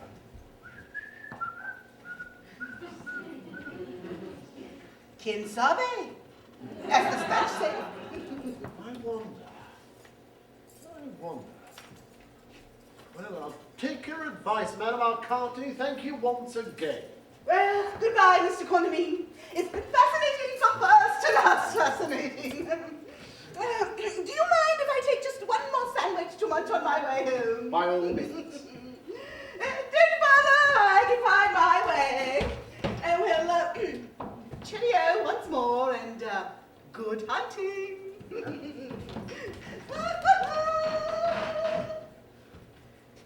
Ruth. Elvira. Are you there? Ruth. Elvira, I know damn well you're there. I'm going away, so there's no point in your hanging about any longer. I'm going a long way away, somewhere where you won't be able to find me. I shall like to take this farewell opportunity of saying that I'm enjoying myself immensely. Aha! I thought so. You were very silly, Elvira, to imagine that I didn't know about you and Captain Bracegirdle. I did. But what you didn't know is that I was extremely attached to Paula Westlake at the time. I was reasonably faithful to you, Ruth, although I doubt it would have lasted much longer. You see, you were becoming increasingly domineering, and there's nothing more off-putting than that, you know. Goodbye, my dears. I expect that we are bound to meet again, but until we do, I'm going to enjoy myself as I've never enjoyed myself before. And you can break up the house as much as you like. I'm leaving it anyway. Think kindly of me. Send out good thoughts. Oh, nice work, Elvira. Get Ruth to help you. Persevere.